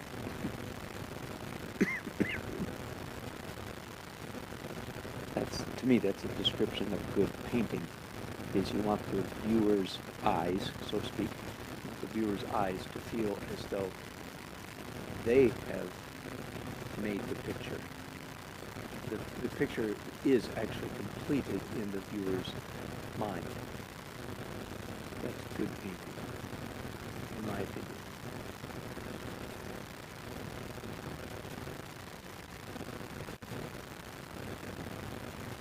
with super realism. The artist does all the work, which is admirable, but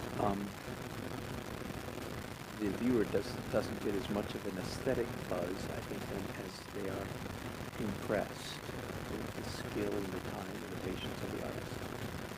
But it's not an aesthetic buzz, it's what I call an industrial buzz. And every time I say that, I have friends who are very good at it. And my friends. So I say it gently. Realistic art is always going to be. Oh my goodness, I was just off screen all that time. I am so sorry, folks.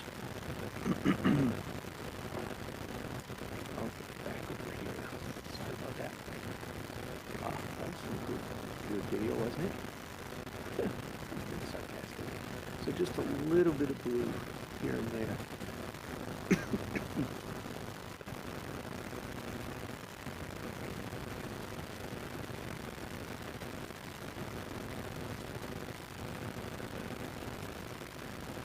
Enough. Okay, now for the window. I need to mix up. Well, I actually need to get out some. I need to get out some more titanium white. Oh, I'm sorry for all my coughing. No. More ways than one, I'm sorry. Okay, let's mix up some really bright blue now. Some phthalo blue, white. Yeah.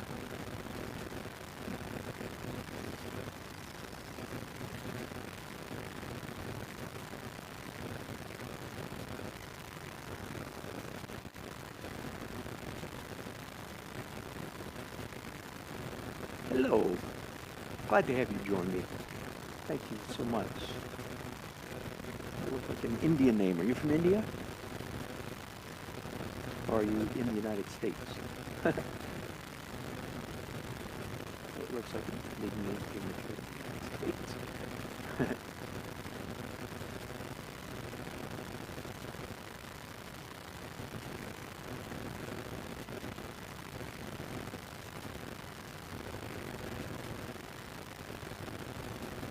You don't want to do too much, not too much detail. Less is definitely better. Less is more in this case. Yes, from India. Well, welcome. What fun. Good to have you on board.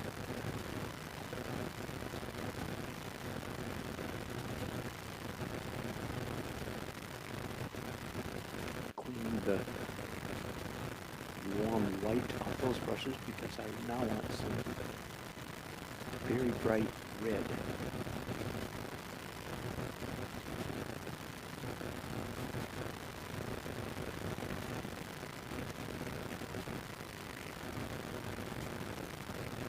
So I'm just finishing a painting I started yesterday. It's a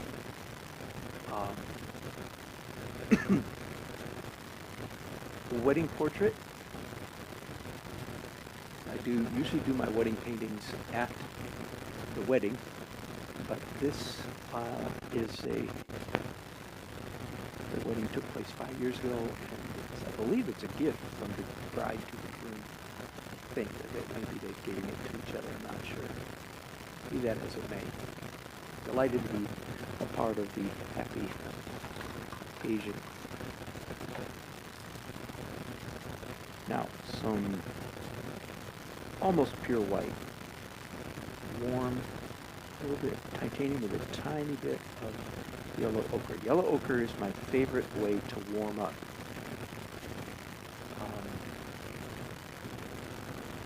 White. Instead of using a straight yellow, use yellow ochre to make your white warm.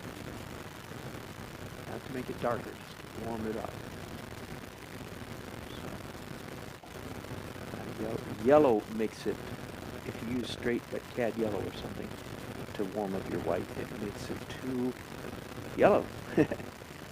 And yellow ochre has just the right tint for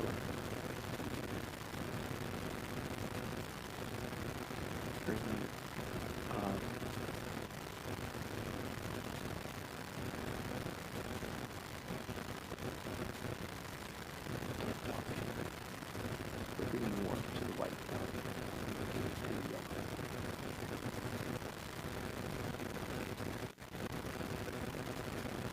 certainly not going to try to replicate.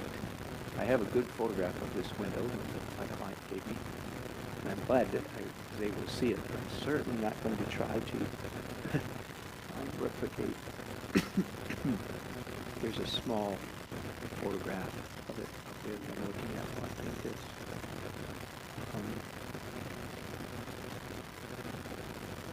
And I'm thinking that these white highlights, if I make them go mostly in an axis, I don't want them evenly spaced, evenly spread throughout the window, or it'll be too busy.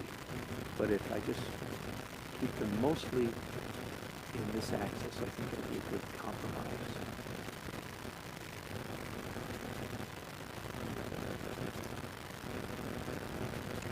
No, not too much longer.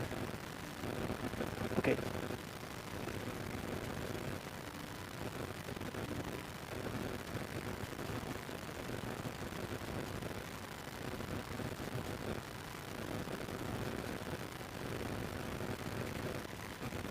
Sometimes, as you can see, sometimes there's a place for a single controlled stroke.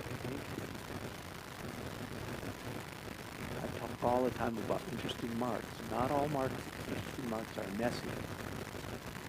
The main description of interesting marks is variety. Okay, tell you what, folks, I think it's 11:30 here where I am, and I find myself getting a little bit tired, so let me pause here and let you see the whole painting, and I'm going to call it a night. There you go. Let me pick you up and give you a wild light, white magic carpet ride again. So there's the top of the painting. Sorry about the glare you're getting there. Go down to bride and groom. Zoom in on them a little bit.